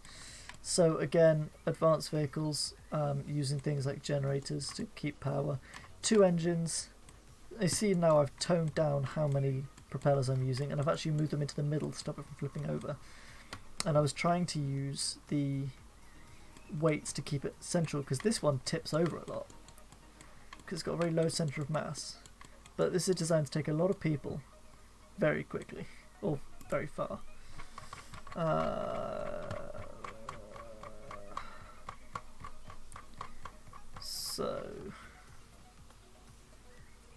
So we've got the King Water Vehicle, and now the Meliodas AV. So we've got the AVS and the AVX. So AV stands for Advanced Vehicles. I'm pretty sure there was a Meliodas SV, or it might be the GRV Breadwinner was the simples version. But basically this was my first attempt at making a vehicle like a multi-purpose, all-round, capable of search and rescue, capable of cargo missions, capable of this, that and the other, all singing, all dancing, not going to flip over, not going to do anything too wrong boat. So again, we've got the 4 passenger seats inside a wheelhouse. You can see the wheelhouse is getting bigger. The boats themselves are getting bigger as well. Because before I was worried about space saving, about not needing to use too much. But now I'm like, well, I need this space. I've got enough searchlights to look for things. I've got 3 of everything. I think I've got 3 engines. It does actually have an engine. Let's spawn it in and we can see. And actually, because this is an advanced vehicle, this one should still work. So yeah, the hatch to get in to the downstairs is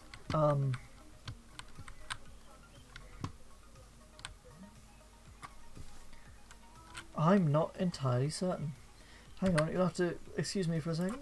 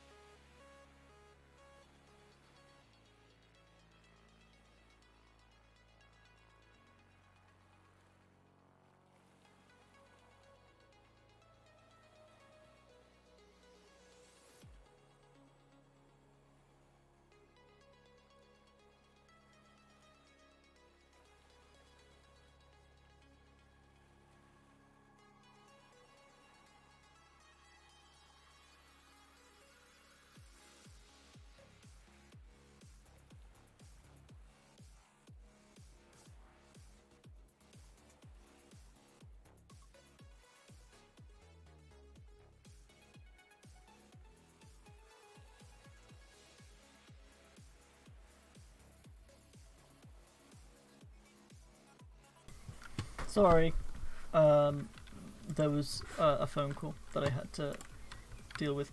So yeah, as you can see, apparently there is no hatch, because hatches didn't exist at this point. I hadn't. So there was a tech tree in career mode back when I was making these, and I hadn't unlocked the hatches yet. So I built it as if I was going to have a hatch, but I didn't. But yeah, looking at it, I've got 6 engines, which is too much. I've got 6 engines and 6 propellers,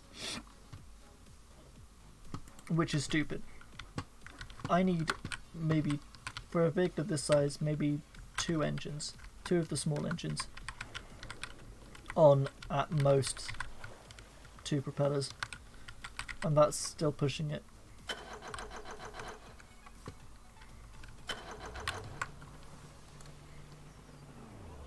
But you can see if I go full throttle and full clutch, it just tips straight over. So that's how you know there's too much. So that was a trap I definitely fell into, was, oh, gotta have as many engines and as many propellers as I can. So that was the AVS. This is the AVXC. So the AVX was so the AVS was Advanced Vehicle Starter, so it doesn't use any of the components that you have to unlock. That was the idea. The AVX was, if I remember rightly, it was like an experimental version. So still got the 6 engines. Still no hatch.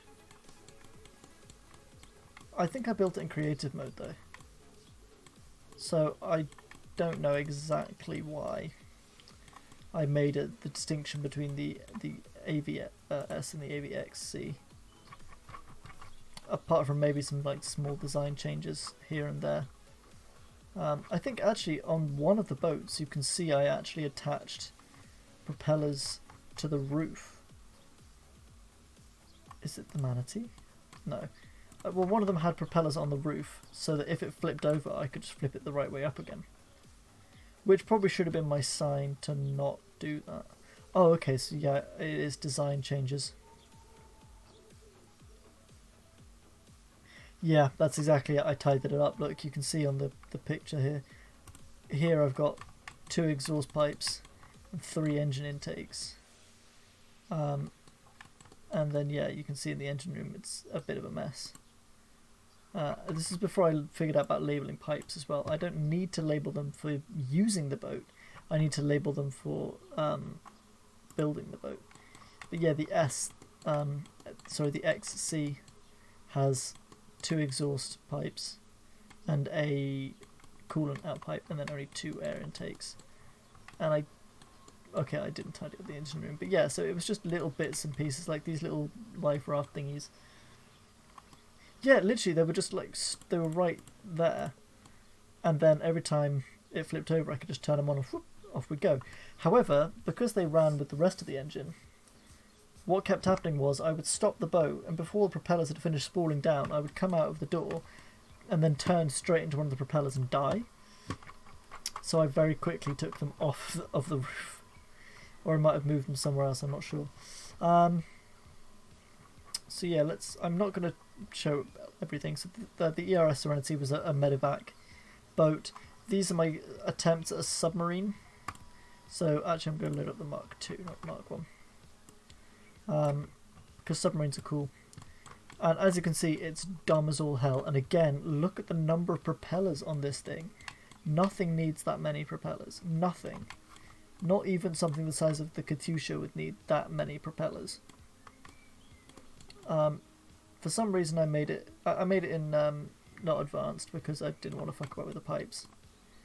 But it's actually not too bad. It's got no windows or anything, but it's got a hatch in the top and then like an airlock.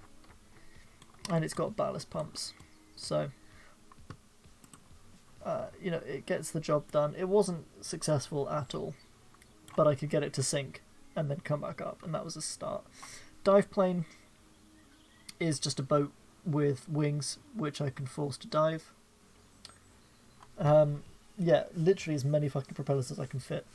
The new speeder was, oddly enough, a speedboat, which I designed to be open top but still float, so it had those big bulky compartments that you can see.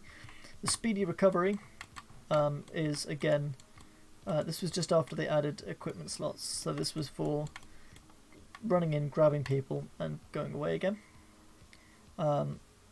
This also isn't advanced, and again, too many propellers. I always wonder why it would fall over, why it would flip over. Yeah, this was I think we did know each other at this point. I built the new speeder on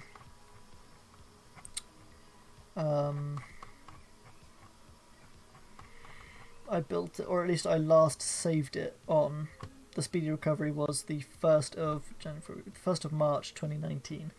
So maybe this was a few months before we met. But yeah.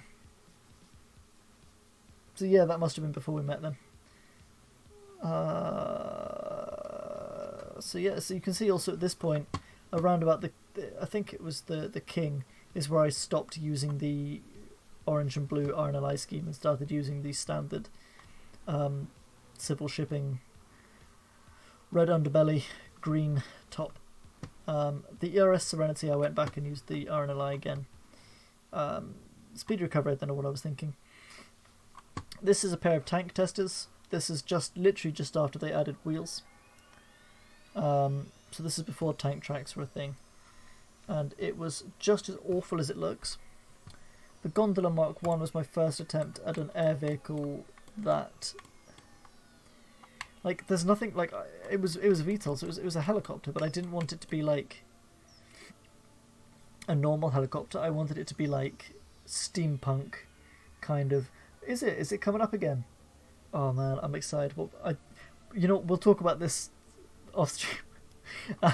I wanted it to be like kind of steampunk, very sort of Bioshock, Bioshock Infinite, where it's, all like floating and flying, and it's all very cool. And that was kind of the vibe I was going for this, which is why I've got lots of dials and numbers and buttons and things. And obviously it didn't work because I've used rotors that are way too big, and I didn't understand about engines needing to stay at a certain RPM for things to work. We're gonna just blitz through them now at this point, I think. Let's see. So there, Tracula was my first ever train. It's completely self-contained. This was just after they added the railway line, so it can be driven from both sides. It's got, I think, 2 or 4. It's got 4 engines. Once again, way too much, and it's got a small passenger cabin as well. And I called it Tracula because it looks a little bit like a vampire with its, or like a spider with its big old lights there. But yeah, once again, I was worried that it was going to be underpowered and ended up accidentally making it overpowered.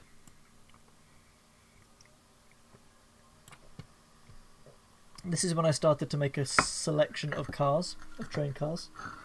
It really is. I'm honestly so proud of Tracula. I've never come up with anything better. So, yeah, it was at that point where I thought, right, I need to kind of standardise my train cars a little bit. So I've got the basic car, the passenger car, the engine car, and the tank car. So these are the first goes through of that. The engine car, as you can imagine, just contains a giant engine. And they're designed to all link together. This was the first Hilo I made. They released the Arctic, and then I made this. This was my first jet-powered vehicle. Because obviously, in real life, a lot of helicopters do have jet turbines that then power their propellers. So I tried to base it off of that, and as you can see, it looks stupid, but it actually flies pretty well. And it lands pretty well. And obviously it's got the skids because it's for the Arctic. He's a chunky boy. Then I made these 3 Cubs. This is where I started to get into air vehicles, as you can tell.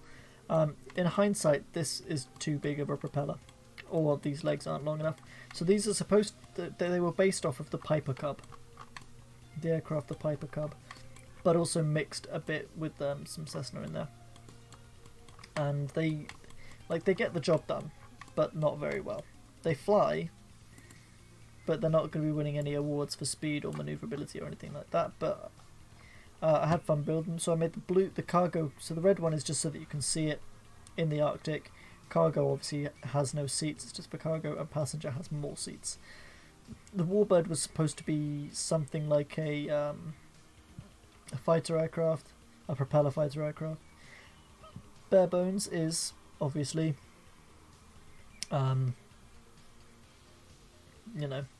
just a bare bones aircraft. Basic car was my first car attempt, which I know you've just done your own basic car attempt. This is when we had this big suspension thingy, which I don't actually know if we've still even got that. Oh, tell a lie, we do. We still have suspension. We don't need it at all. Yeah, this vehicle is not fast, it's not manoeuvrable, and I gave up halfway through.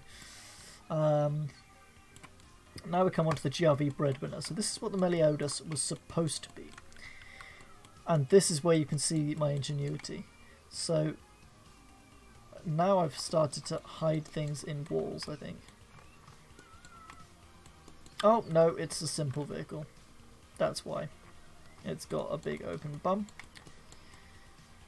Oh boy, but yeah, it's got a hatch down here which goes into a little crew quarters, again with a very fetching carpet, then a small medical room, and then this. So yeah, I must have given up on advanced vehicles, and as you can see, it's got that little propeller pod on the roof and 2 rudders in case I flip over.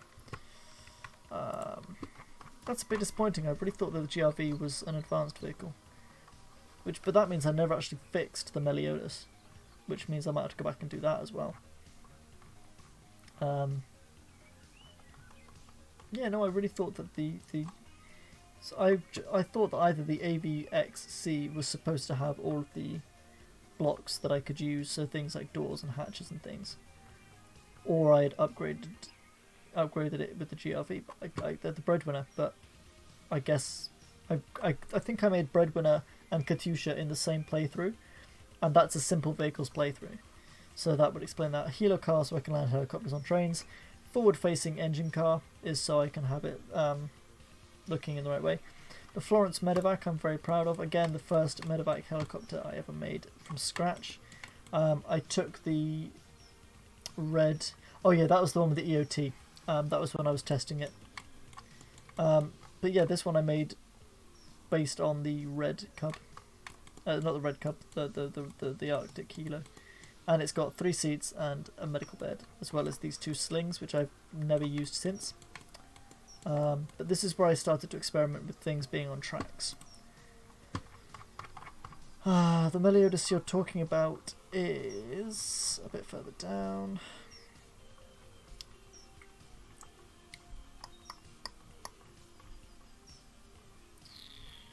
Yeah, so this is exactly the same Meliodas that it was before, but I've put this engine orders telegraph on it. So the one I showed off on the Fairmile before, so there's no need to go back over that one. But yeah, so you can see that I'm starting to worry less and do more, if that makes sense. You know, I've now branched out into ground vehicles, air vehicles. Like we've got these 2. We've got the open back runner, a simple car, a simple van, and a Royal Mail van. The Boxville and the Tuggy were again just supposed to be open top speeders that got where we're going. Mad Scientist Drone is I took a jet engine and strapped wings to it. The Flying Sloop was actually my idea of taking a pirate ship and making it fly, based heavily on Lagerstein and their flying ship, the SS Blunderberg, which is what this is. Although theirs is somehow diesel powered and also jet powered. It's weird. The Landkreuzer was again. I was trying to find an all-in-one fight. This was just after firefighting was added. So we've got a water cannon up here. We've got an open top, and we've got enough room for crews. This is basically a fire engine, but with a track. There was also a tracked sloop somewhere, which I think also was called Landkreuzer, and that also didn't work. Yeah, okay, so I called it Landship, which is what gave me the idea for the Landkreuzer. The passenger liner AV, work in progress. I never finished. I mean, look at this fucking thing. It's huge. It's fat. These are the radio and I think TV aerials, which do actually work. Yes, we've got some video, we've got some audio, we've got some stuff going on, and yeah, they do actually function. I've got these cameras as well for looking around on things. So there's an upper deck that was supposed to be like a promenade deck. I did do some of the bridge. This deck, this deck was the promenade deck as well, whereas this was an above deck. So you could like kind of stroll around. You can see how I've really gone for the cruise feel. There was supposed to be a restaurant in here, I believe. There was like a main staircase hall, which goes down for many decks. I think I actually got around to putting in passenger rooms as well. Let's take a look. Let's take a look with the section. So yeah, that's where I started to kind of. So I've got the bridge there. I think this was like a radio room. Then yeah, one of these rooms was going to be... Oh, this was going to be the restaurant, the one at the back. And then yeah, I've got passenger rooms here. So you've got these corridors, and then you would have your little cabins. I never figured out what to do with this space, but I guess I could make it like a squash court or something. And then a bit further down, this was also going to be passenger cabins. Or cargo space or something. And then down... Oh, this was supposed to be cargo space, so you can see I've got 2 decks I've done nothing with. And then this was the engine room. So the idea for this engine room was based on Titanic, where they had boilers running all the way along the ship. Obviously Titanic wasn't the first, but that's just the best example I can give you. No, it's not the Titanic replica. It's inspired by the Titanic. So this was where I got all of these engines, and I really wanted them to work, and I did my best to get their pipes to run all the way to the top. And I'm so mad because I spent ages doing this pipe work to line them all up just right to get every single one of these vents connected so that I'd have big billowing clouds of smoke. And then the day after I finished doing that, they released the omnidirectional pipes. So like that T-piece corner, that omni, and that cross corner, and in fact I think even the cross itself, they didn't exist. And so I had to make do with just T-pieces, straights and angles to get that to work, and then they did me dirty like that. And so I think that's probably why I never finished, but also because it sails. I actually managed to get it to sail, but it's uncomfortable. So yeah, that's one of the big projects I never finished. Another big project I never finished, which I started just after I gave up on that one, is this is turning into a much bigger segment than I planned, I'm sorry.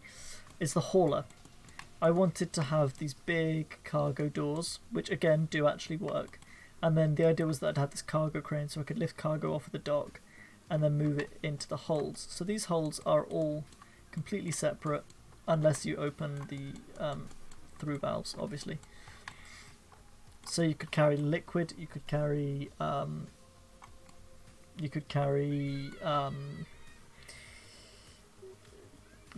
objects, you could carry vehicles, you could carry whatever you wanted.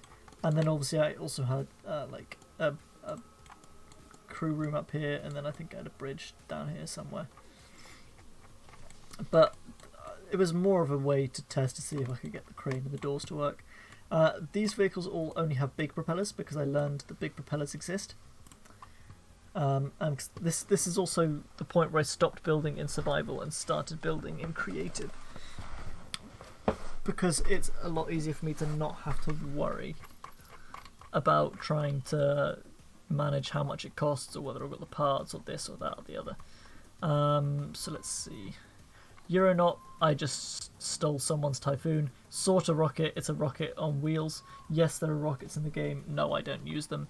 Pirate Sloop Whip was me taking the sloop that I'd made fly somewhere. And actually no, I think I made the sloop first and then I made it fly, and then I just happened to save a new version of it later. The multi-helo was the multiple use helo, which I've then... So that was kind of the basic... the inbuilt helicopter that I then bastardized, and I bound it to my HOTAS so I can use it properly. This is the one that was the base for most things. The jet train is a train with a jet in it. It's really fucking fast. The flat cars are flat cars. The helo flat car obviously is to keep the helo in, which I can now make a new version of. That was the EOT Meliodas. The Fairmile escape raft. The Fairmile anchor. This was okay, so this was a bit embarrassing, but I have this like thing where if you give me an object, I can imagine it as like a vehicle, or like my favorite thing to do when I was in boarding school when I was younger was to take a pen, like a biro, and pretend it was a spaceship, and I could see where the bridge would be. I could see where the engine compartments could be. I could see where the docking bays could be. And a little while ago, I was taking apart my old bed, and I was carrying a piece of the bed downstairs, and I thought, wouldn't it be weird if this bit was underwater and these bits were all you could see above it? So I started to see if I could make that happen, because at least it would never flip over. And then that's literally as far as I got.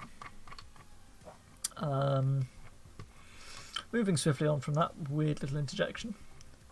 I put the pirate sloop onto my yoke. The speeder whip, which became something else. This is the Valiant class RRV, a rapid response vessel.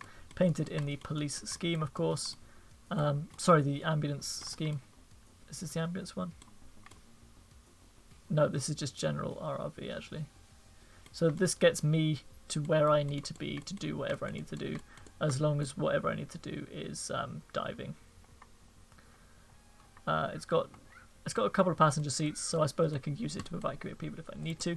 But more importantly, it became the Valiant Medevac and the Valiant Prisoner Transport, which I'll show you shortly. So the Medevac is the same thing, but there is now a medical bed in there with a hatch on top, so I can just close them in, and away we go. And the prisoner transport is the same thing, but it's for transporting prisoners.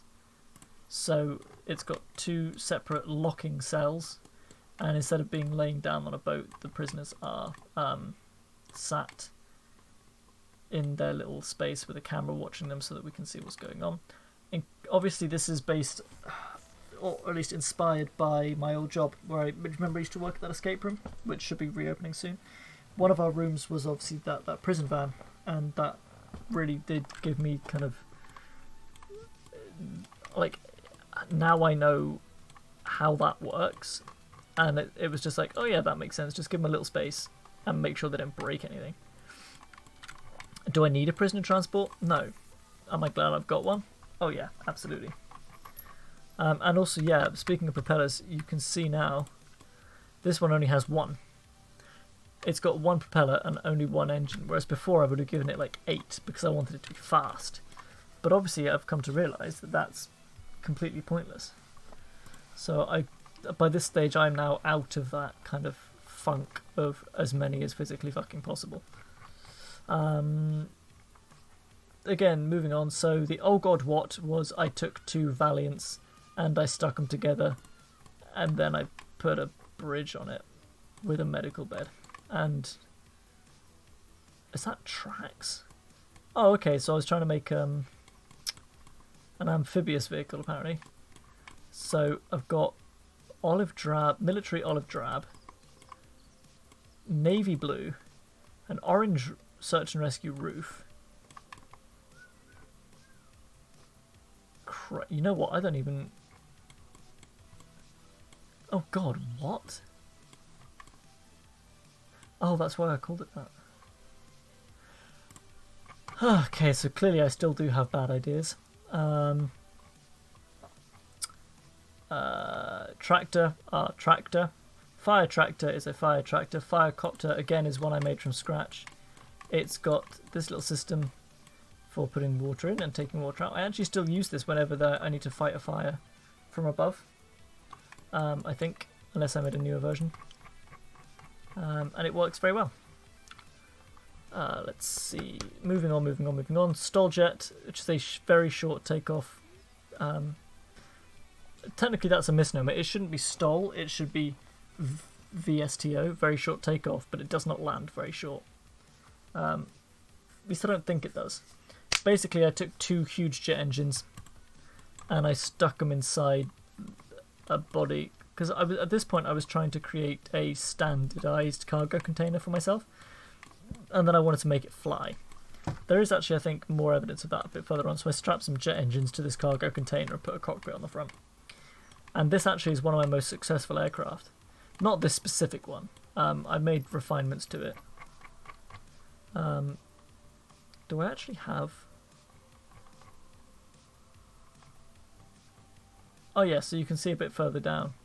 Oh, okay, so I have actually skipped some things. Sorry, I forgot. I did the fair mile I've already shown you. The subtest advanced, which worked. This is where the speeder came from, the Intrepid Cargo Moran.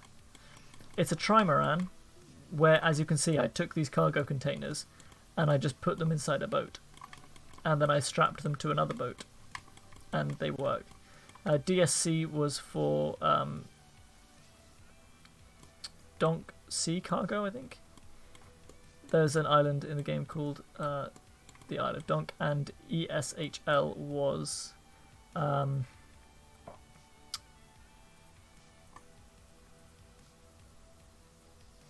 was something like explosives. Okay, I know SHL is Sawyer Haulage Limited. I don't remember what the E stood for. I thought that was supposed to be like a military one, but actually that one might be like the... Do you know what? It doesn't matter. It doesn't matter what they stand for. The point is they were fake shipping companies that I came up with.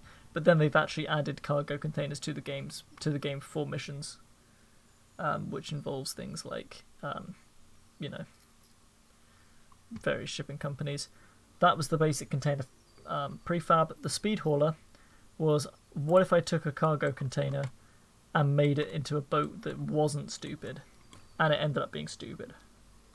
And again, even though the whole point of this was speed and it's stupidly actually very effective, it's still only got 3 propellers, so you start to see how much overkill 8 on 10 really was. I keep saying we're going to get faster, but I mean it this time. Fire helo testing the fire helo. This is where I developed that. The simple lifter, again, I stole the basic helicopter and stuck a winch on the bottom. Compact lifter was another Chinook knockoff. Heavy freight plane whip. My god, look at this thing. I should have called it Ugly Duckling. I took that container that I told you about, strapped wings on it, strapped 4 engines and 4 propellers on it, and then somehow tried to fit a cockpit in there as well. I'm actually quite proud of the cockpit. It's pretty cool. It looks a bit like a Boeing. It doesn't fly. Or at least if it does, it doesn't fly very well. But that is what then became the Stolljet. So you can see here we got, I called it Freight Plane 2 Whip down there. So now then that became the Stolljet empty, passenger and seaplane variants. So that's why that one was there, because I added the HOTAS. Then we got a military jump jet, which is exactly the same thing as the Stolljet, except I painted it military colours. So I've got the olive drab green on the top, I've got the sky blue on the bottom. And the inside is just for passengers, for soldiers to grab parachutes and jump out. Literally everybody that came to visit the stream has now left. This is boring as hell. VTOL test, a VTOL test. This was my Mark IV family, which I've definitely told you about before. The boat lifter was a vehicle designed to grab boats and pick them up if they got stuck somewhere. More of the Mark IVs. The DV boat was based on a Unity asset that I first saw in Derail Valley. And I thought, hey, I can make that work. Barge whip, another barge. Half-track cargo handler, again, I mean, as the name implies, it's a cargo handler, which is half-track, half-wheel. It's designed to grab something from over here and lift it onto its bed. Then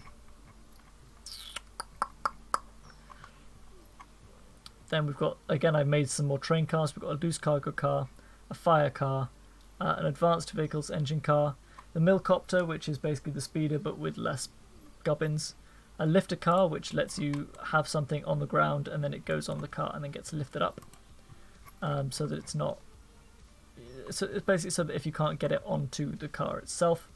Then we got the Speeder Helo Medevac uplift, which is why I've already shown you that one today, and also the small aircraft tug. The ramp car for driving vehicles up onto a ramp. The large barge, which is a very large barge, including these cargo lifts. So the idea behind these, and I am actually going to have to spawn this one to show you. My god, I've been talking about this for almost an hour. So the idea behind this is that if you have anything up on the deck, up on the pier up there, you can't just like chuck it in. So instead, you need things like this, which can be raised up and then spun around.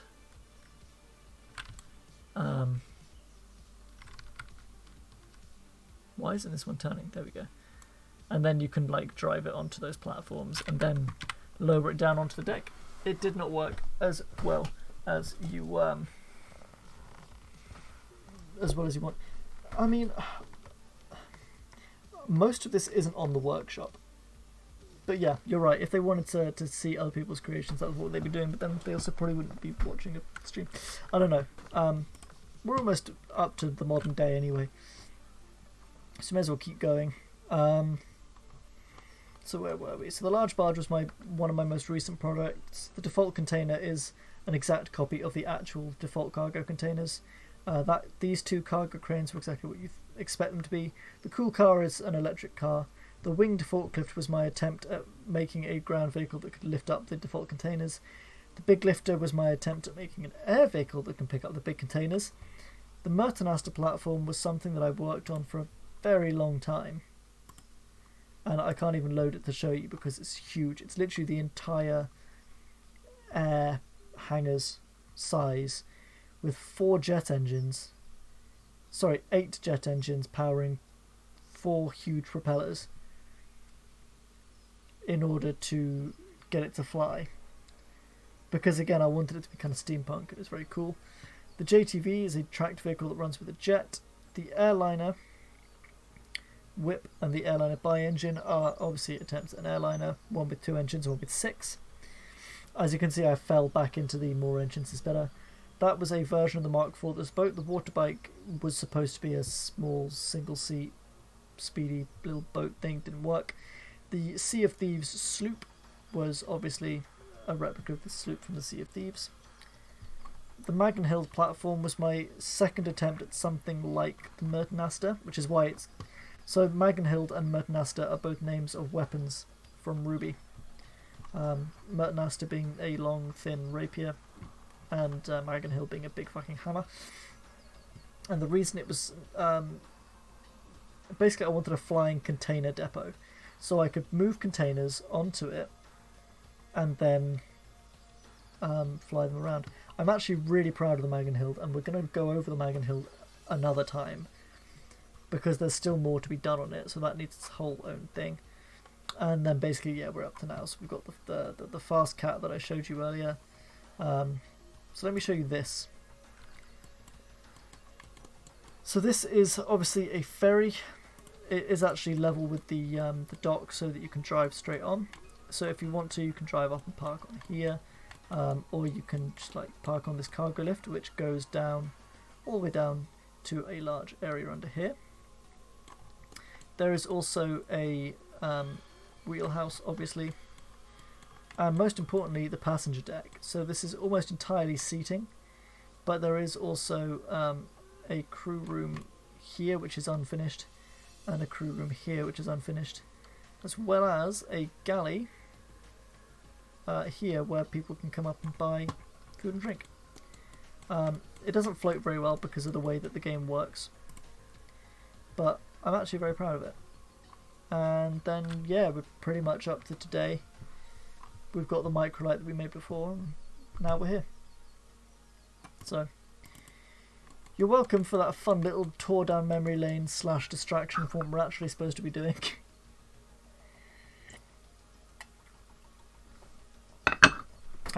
Sometimes you've got to take a trip down memory lane, don't you?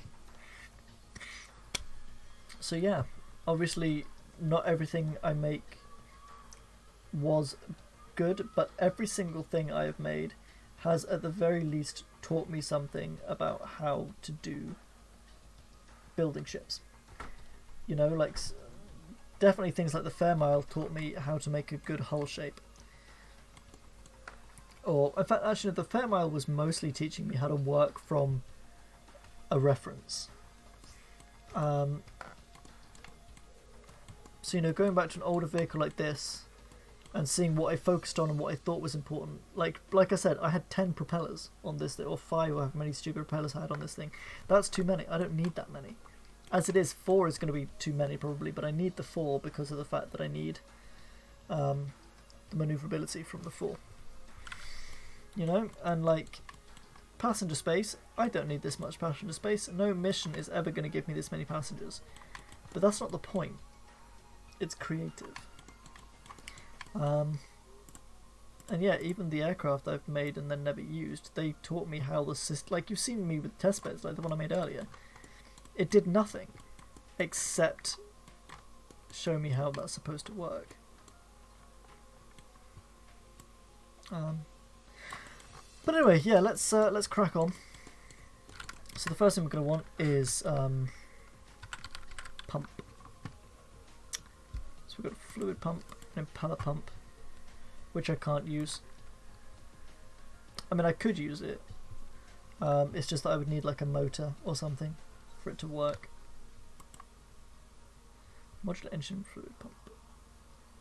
I would attach this to a drive belt to mechanically push fluid around the system.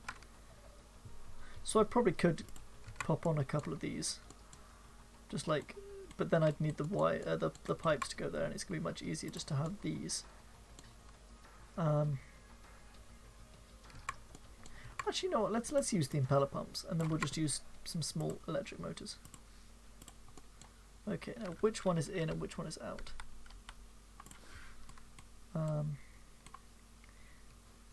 Okay, so the blue one is in, the orange one is out. So we want the blue one on the top. So let's quickly get rid of... I'm not mirroring, am I? I don't need this either. So let's quickly get rid of that. I want the blue one on the top. Oh, but you can't see which one's blue, can you?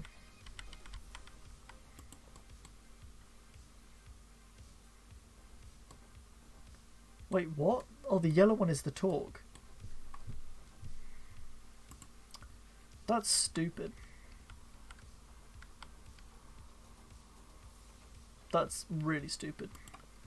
So what? So that, okay, so that's torque, so that's in. Okay. So then I have to have that like that, and then that like that. But yeah, again, this gives us more reason to have an engineer working in the you know, working in the engine room to make sure that, for example, these have enough, you know, power to make sure they're turned on. And actually, if we have a there should be like a pressure measurer.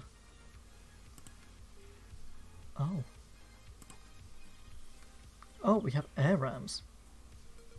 That's cool. I might use those at some point. Not right now though. Flow valve, no.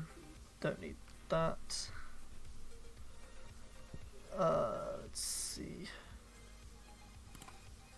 Ah, pressure sensor.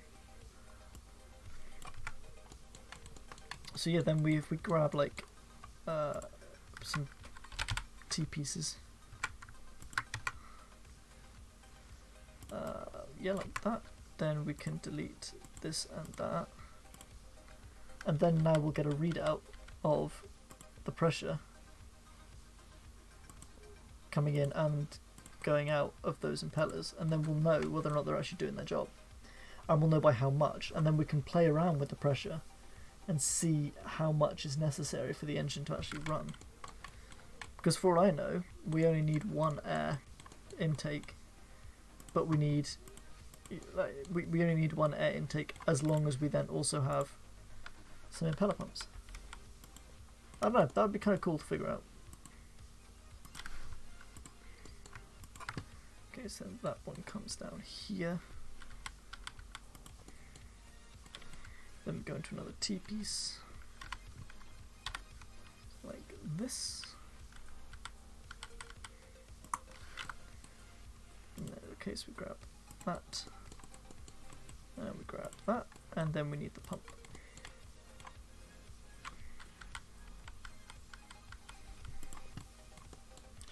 Yep, that's the wrong way around. Nope, that one.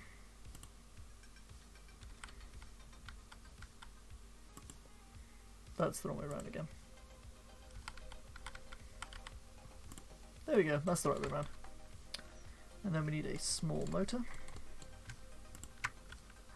There we go.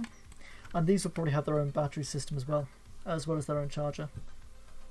Just because that way, even if, you know, the main battery dies for whatever reason, then at the very least we should still be able to start the engine. Cool. So now that that is working, we've still got infinite electric turned on for now, but let's just quickly see if that even made a difference. And bung them on a throttle.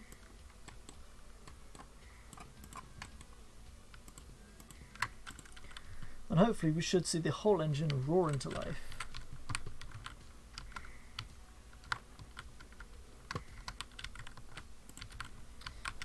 It's actually really interesting to see how much the game is now optimized since I last built this. Because when I built it, when I spawned it, I'd have to wait for like a minute before it would actually spawn in. And it would be really juddery. So throttle lever to full.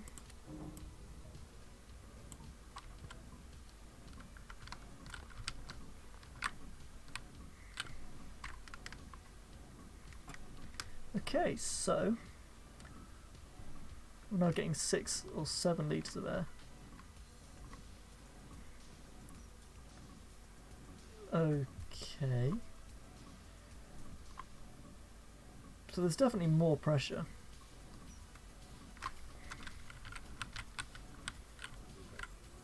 And crucially, there's definitely fluid in the pipes.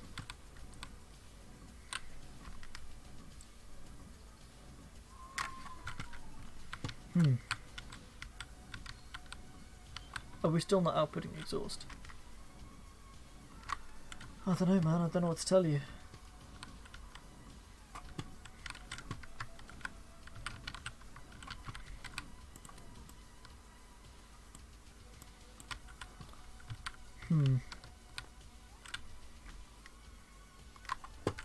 So, yeah, the air is necessary. Because without it we were just having a bad time. But why are we not generating exhaust? I don't think the fuel is the problem, because the fuel seemed to be fine.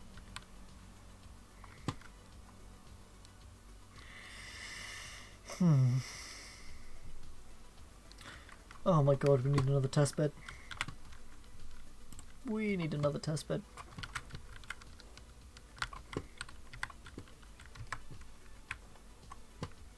Ew, no, go away.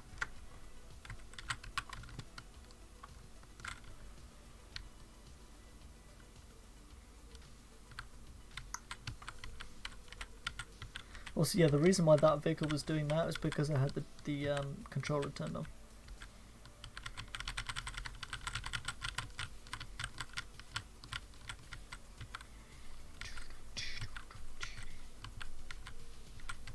Running in the night.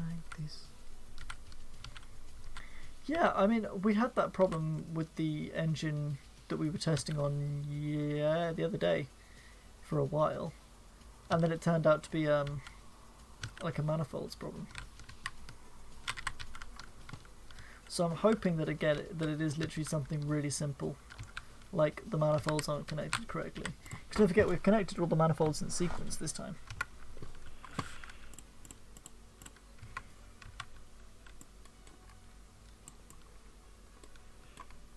So instead of having them be like around each other.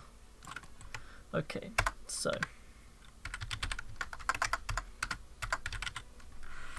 we need a crankshaft.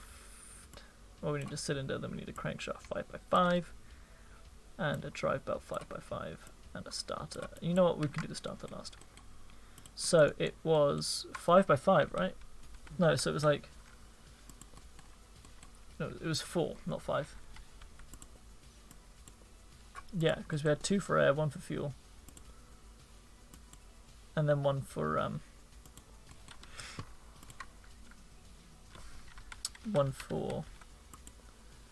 2 for fuel, 2 for air, 1 for exhaust. 2 for exhaust. 2 for fuel, 4 for air, 1 for exhaust. 2 for exhaust. Fuck it, I know what I mean. Okay. So we had it like that. Come on, this way.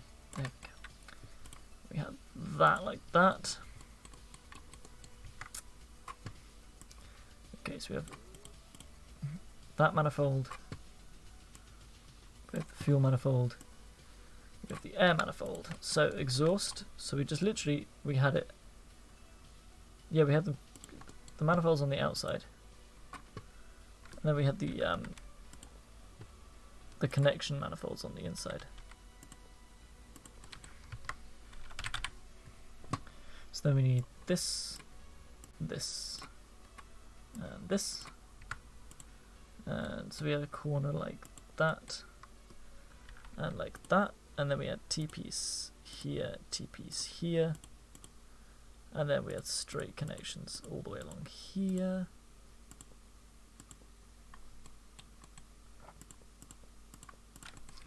Okay, now for the usual throttle. Can turn off mirroring now. Throttle function block. Then toggle button for the starter. And a battery. Okay.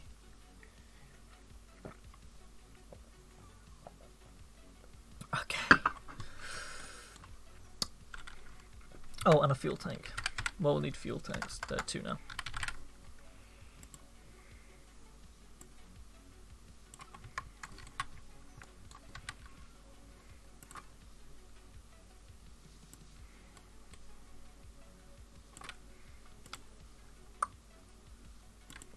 Okay, then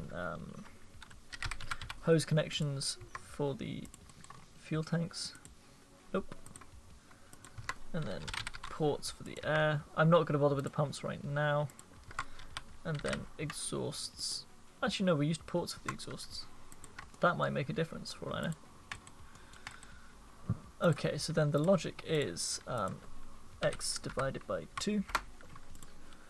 The output of the function goes to the fuel throttles. The output of that goes to the air throttles. The power connects to everything. We need a starter. We've got 2 starters. We don't need 2 starters. There we go. So the power also goes to the starter. The logic is the button goes to the starter. These have diesel. Did we check the fuel tanks actually have diesel? Yeah, because it still said that fuel was coming in. It's fine. And then we spawn. God, could you imagine though if actually I was trying to fucking run my engine on seawater?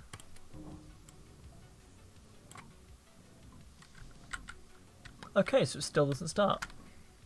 I didn't connect the hoses, that's why. That would explain a lot.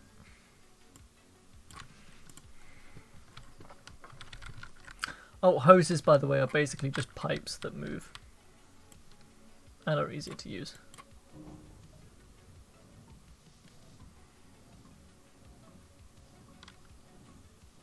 Okay, so stoichiometric is minus 1.0. So we're not pulling in anywhere near enough air. Or apparently fuel. Did I not connect those?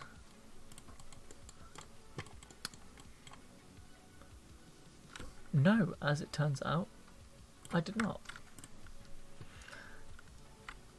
You can see how well I am doing at remembering all of the steps.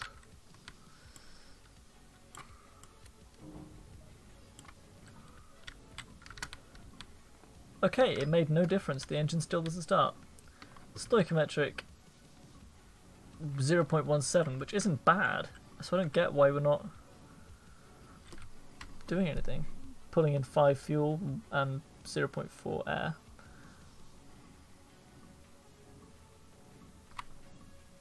Why aren't we pulling in more air?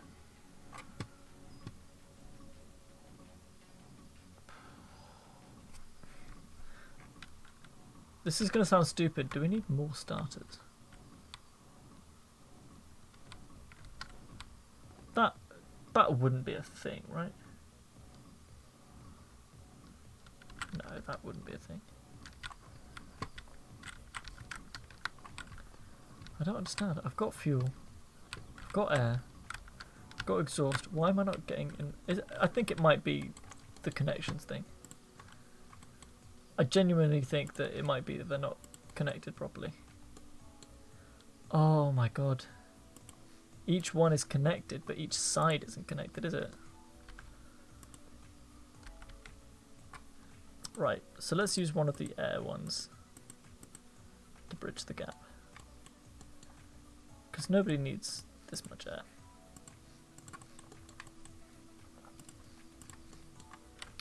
Oh wait, actually no, if I leave those ones as is. And then connect them like this.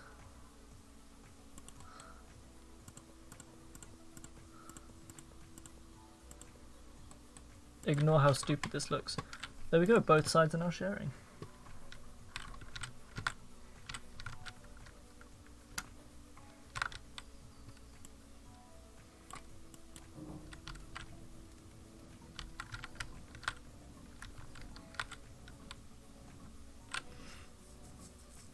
Okay, so somehow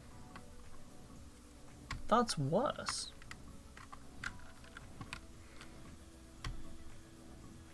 We were pulling in 0.7 air. So let's try putting 2 vents onto 1 doohickey.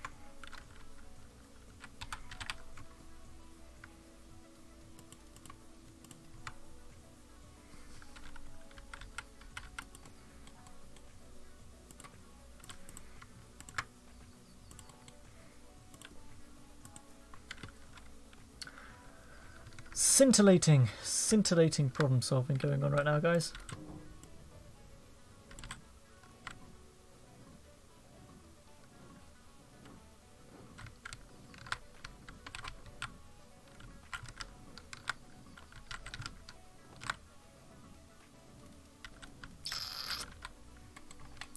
Okay, so clearly that did nothing.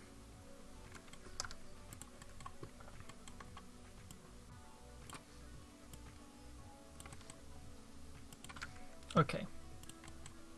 How about this? Because I remember based on the one we did before, they'd be connected like this. And then like these ones should already be connected. Sorry. Oh. No, they're not connected. They're not connected at all. Because the manifold bitties are these ones.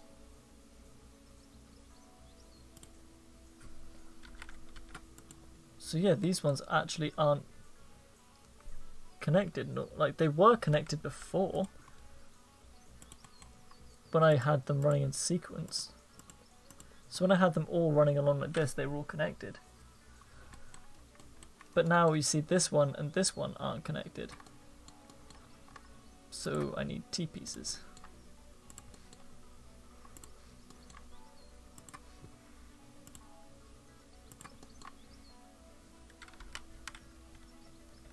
Well, I mean, in this instance I need a T-piece corner, but I'll have to work with what I've got.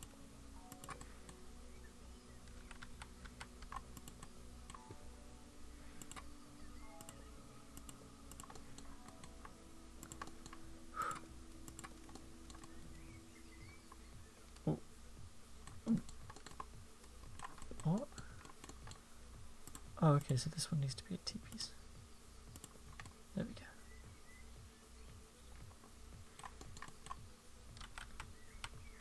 There we go.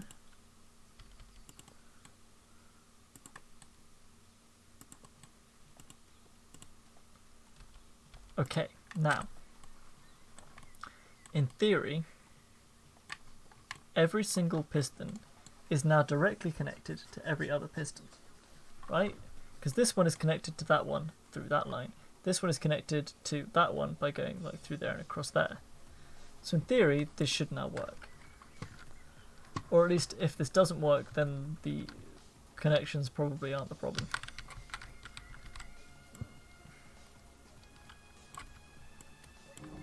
For fuck's sake.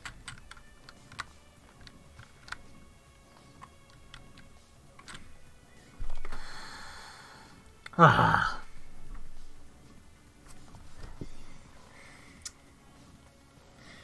Well, that's frustrating.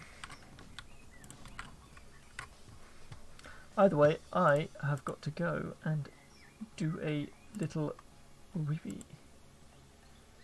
So, if you please, I shall be back very soon.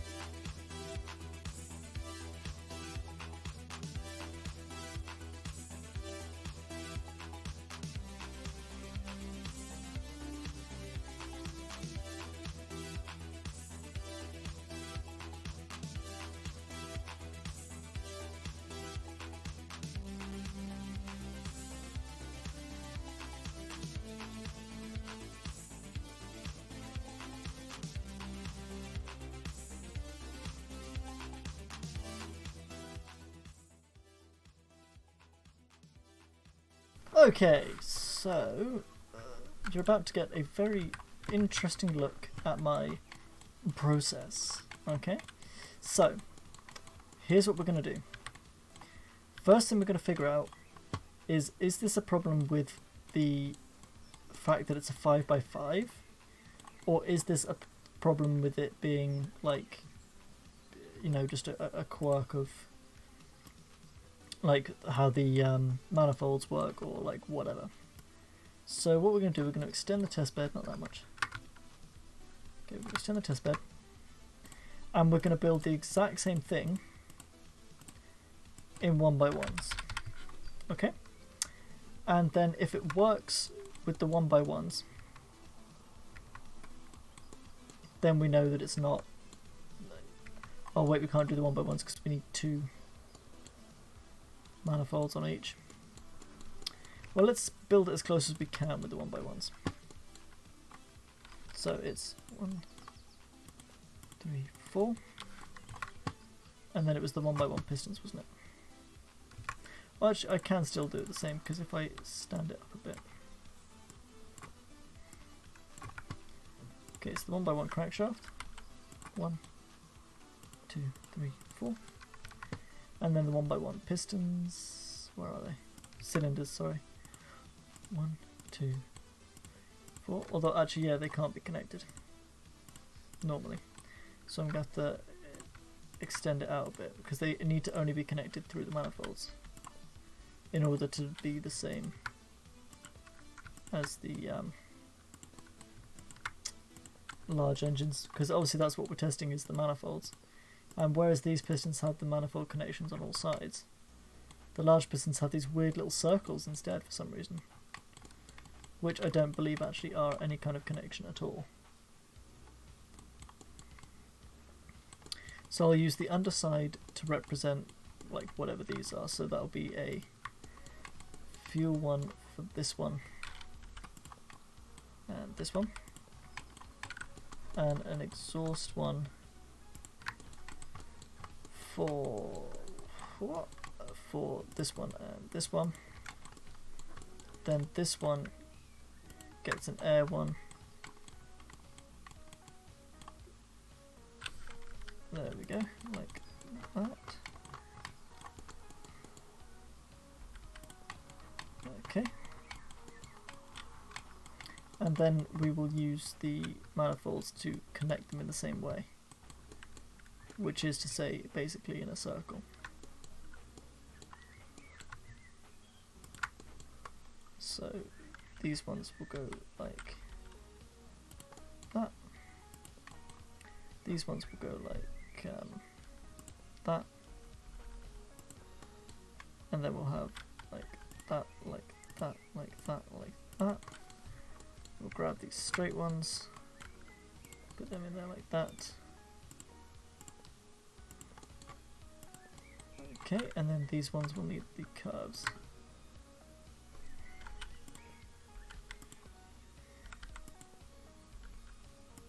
And then again, straight ones. Nope, that was a T-piece. Okay, so then we need ports. One there, one there, one there, one there. Then we'll grab a pair of small tanks.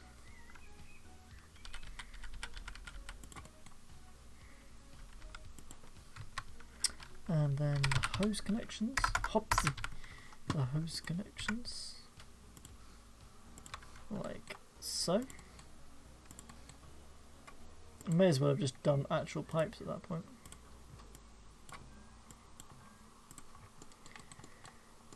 And then the controls I'm actually just going to steal. So this one goes to fuel. This one goes to air. I'm going to disconnect that, otherwise it will start up. Oh yeah, we need a thingy.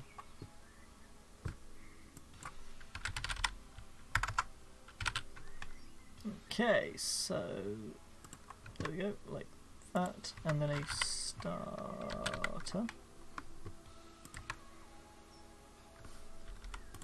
There we go, like that. connect them that way, and then connect that to that. Now, in theory, if the little engine starts, then it's probably a problem with it being a 5x5. If the little engine doesn't start, it's a problem with it being the way the manifolds are set up.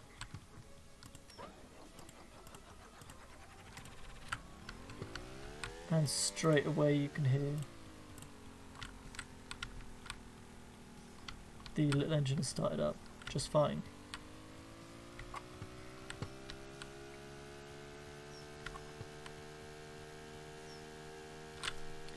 Even though, oddly enough, still not generating exhaust. I mean, it's generating exhaust. See, exhaust 100%, exhaust 100%. I know this is doing minus 0.6 litres. Whereas this one wouldn't even get that far.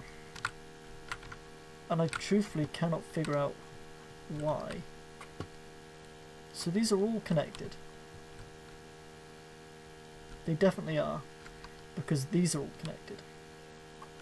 And they're not none of these pistons are touching each other anyway apart from the manifolds.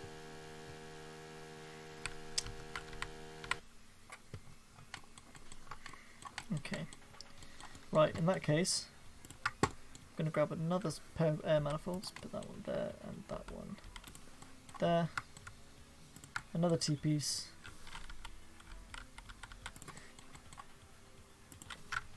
Another vent. There we go. I'm going to double, triple, quadruple check that these tanks are diesel. Yes, they are. Right. Then this can go back to there instead of over there. And now we'll see if it starts. Because it might just literally be there's just not enough air coming in. I know it would have started by now.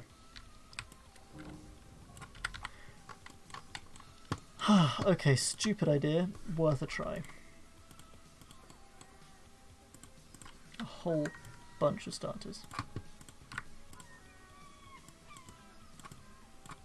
I highly doubt this is going to work, but if it does, I'll be very pleased. And also a little bit disappointed that it took me this long to realise I just needed more starters. Fucking Christ, are you serious?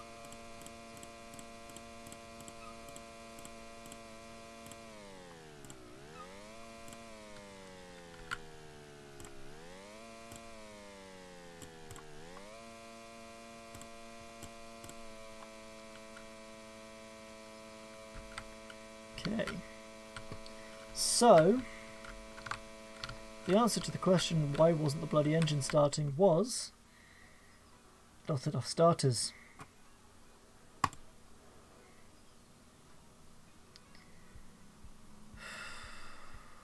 So we don't need pumps on the air filters, on the air intakes. We don't need anything except for more starters. That's it.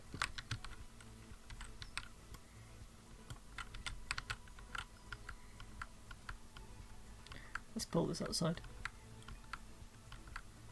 Hey, okay, you know what? In my defense, the other one started just fine with one. With the big test bed that we did with the two pistons earlier, that started just fine with one. Did I do that on stream? Did I do that off stream? Either way, it started just fine with one. So I don't know suddenly why I need more than one starter. But I suppose it makes sense. If the engine hasn't got enough oomph to move itself around. Like my actual in real life car didn't start this morning. And I still don't know why. I'm pretty sure it's because I've got no my battery is dead, because that happens a lot. And also because my oil is low. So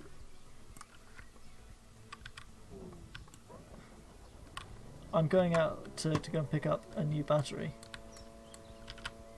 and some more oil. So I'm going to so I tried jump starting it and everything, and it didn't start, which is what made me think that cause I even let it charge for a bit, but then Like, someone did say that maybe it was the spark plugs or the starters, but then that wouldn't make any sense. Why would that break now? And I'm just hoping that my car will actually start when I come back with this new battery and these this new oil. Also, yes, I flew because I'm too lazy to drive, even though I've actually probably wasted more time and energy flying.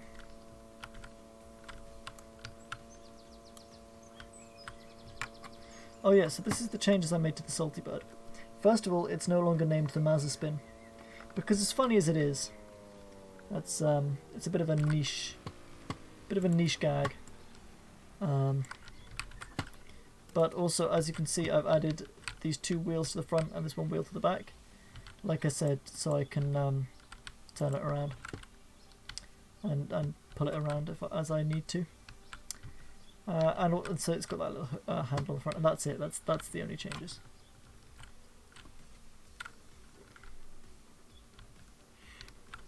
Yeah, the spark plugs. That sounds like the spark plugs burnt out on yours, and that has happened to me before.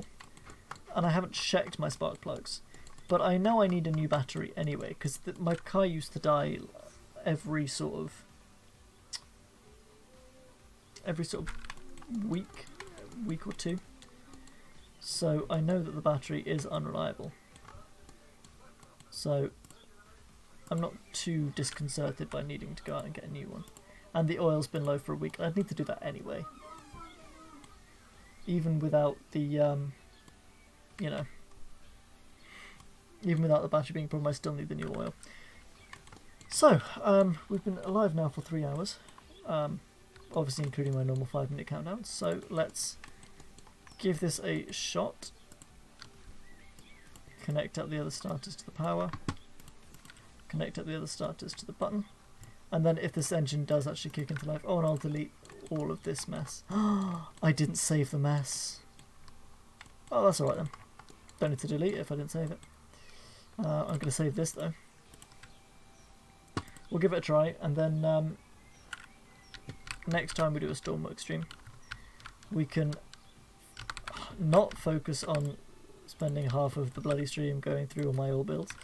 Maybe I will do a updating smaller vehicles that will take less time another time, but we can focus on getting Katyusha to work with us as in the thrusters that we put in, and maybe take it on a test mission.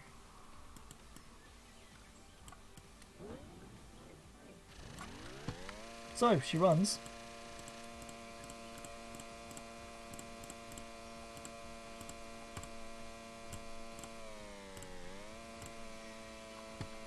She runs just well. Obviously there's no load on the engine right now, so that's why it's running so high at like 0.3. And yeah, so it does get silly quite quickly. But the point is, it works. And actually, if I have a quick check, are any of them silly? That one's a bit silly. So if I...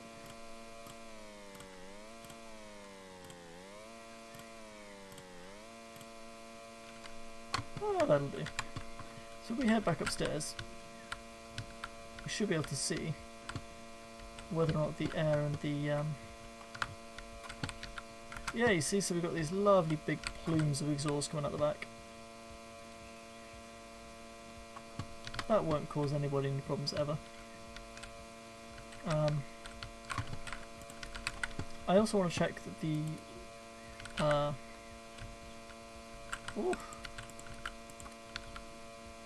that this does actually still work.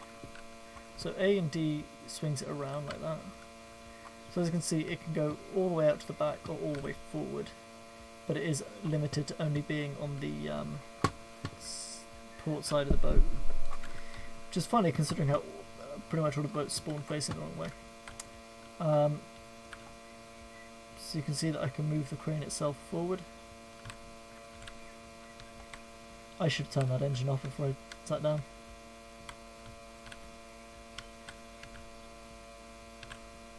Bit tweaky, and then yeah, I can drop the winch like this. Were we out of fuel or did we catch fire? Out of fuel, okay. So you can see I can drop the winch down. I can pull the winch up, and I can toggle the connector. So that's all I need to be able to do. And with that, we will save the Katyusha once again. And I think I should probably call it here. So I will go to this screen. Wow, there we go. And let's go find somebody to raid. I think Philo was live. Yeah, Philo was live, and now she isn't. Mango is live. I know she's been having a bit of a bad time recently. Her computer is kill. And also she fell on her bike and smacked her face. So maybe we should go there and cheer her up. Although Liza is also streaming Sea of Thieves, and you know I'm a sucker for Sea of Thieves. Let's see.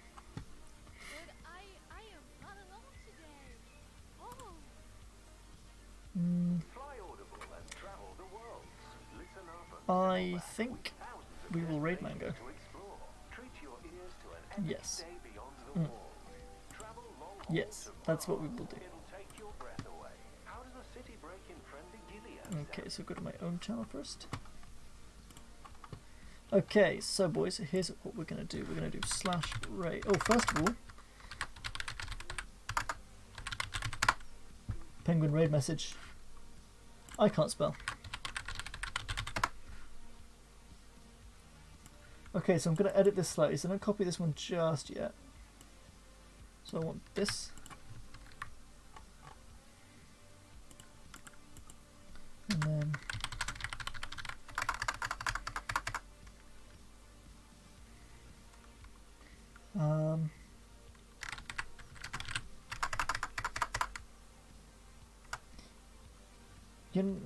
I'm trying to think, like, should we put like a get well soon in there, or like a make it, you know, no, we'll just leave it as it is. We'll leave it as it is. We can say that, we can say that when we get there. So that is the raid message. Please do copy the raid message. Once again, thank you all for being here. Thank you all for coming. And yeah, let's go raid. That's Riyadh, that's not right. Raid Mango VTuber. And next stream should be tomorrow for another Alien Isolation Nightmare mode. I'm actually really looking forward to keeping that one up. I think it's going to be really fun, and I'm excited to see how we do. So that should be at around about 8 or 9 o'clock BST tomorrow. So hopefully you will join us for that. And then during next week, I'm actually working quite a lot next week, IRL. So can't give any specific times and dates yet. I'm thinking tomorrow also I might do a impromptu collab with Loz, because I know he's doing a subathon, so that'll be on his channel, not mine. And yeah, I mean, maybe we'll do more Stormworks next week, maybe we'll do some KSP, don't know, we'll find out. But in the meantime, thank you all for coming. Let's go raid Mango.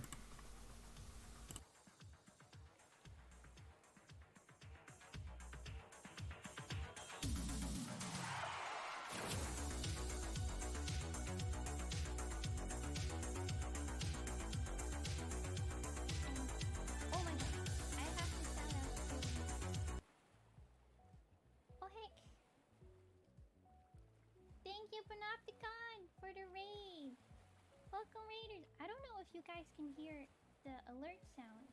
I have no idea if you can hear the alert sounds. I can hear them. I don't know if you guys can hear them. But welcome! Welcome raiders. My name Mango. I am wounded burp today. You don't hear the alerts?